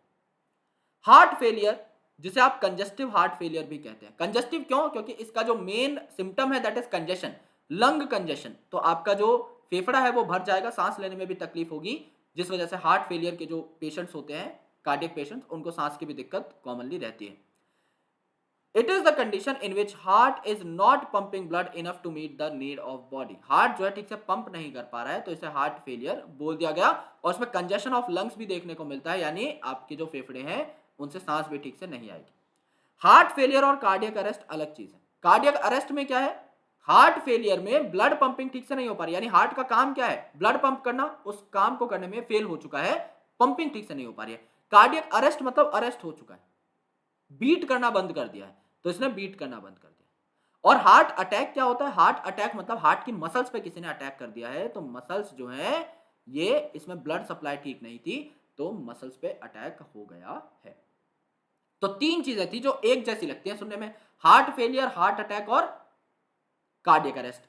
हार्ट फेलियर मतलब हार्ट का काम है ब्लड को पंप करना, उसमें फेल हो चुका है, पंप ठीक से नहीं कर रहा है। हार्ट अटैक का मतलब मसल्स पे अटैक हो चुका है, क्योंकि ऑक्सीजन प्योर नहीं था, प्रॉपर नहीं था, तो मसल्स डिटोरेट होना स्टार्ट हो चुके हैं। एंड कार्डियक अरेस्ट मतलब अरेस्ट हो चुका है, अब बीट करना इसने बंद कर दिया है। That is about the disorders of circulatory system. So this was about the blood and the circulatory system of your body, and I hope you got each and everything with ease, क्योंकि बहुत ही ज़्यादा मज़ेदार ये topic था, पढ़ाने में भी मज़ा आया है, और जो टॉपिक पढ़ाने में मज़ा आता है वो चीज़ें ट्रांसलेट होती हैं स्टूडेंट्स तक, ये मैंने पर्सनली देखा है। तो जिन टॉपिक्स के एंड में ऐसा लगता है कि यार पढ़ाने में मज़ा आ गया, हर चीज़ समझ में आ गई होगी, उस पर स्टूडेंट्स का अप्रिशिएशन भी जेन्युइनली मिलता है। सो इसके डीपीपीस को सॉल्व कर लीजिए एंड अल्टीमेटली आपका ये चैप्टर जो है अच्छे से क्रैक हो जाएगा। 4 चैप्टर्स बचे हैं आपके फिजियोलॉजी के, जिसमें आपका एक्सक्रीशन है, लोकोमोशन है, neural control coordination and chemical control and integration. रटने का पार्ट यहाँ पर थोड़ा सा ज्यादा है। अगर आप लोकोमोशन एंड मूवमेंट की बात करें तो वहां पर आपको 206 हड्डियों के नाम याद करने पड़ते हैं, which is ultimately quite tough for the students, तो उसके लिए मैं आपको ट्रिक दे दूंगा। एंड काफी सारी चीजें हैं लोकोमोशन एंड मूवमेंट में, जॉइंट्स के नाम है, तो that's why student are afraid of anatomy and the things related to your skeletal system and musculature, because इनके नाम बहुत सारे हैं, बहुत सारी मसल्स हैं, बहुत सारी ब्लड वेसल्स हैं, तो इनको हम लोग ठीक तरीके से देखेंगे, right. Thank you so much guys, lots of love, जय हिंद, I shortly catch you in the next video. तब तक के लिए शुक्रिया, ऐसे ही यार सपोर्ट करते रहिए। Thank you so much.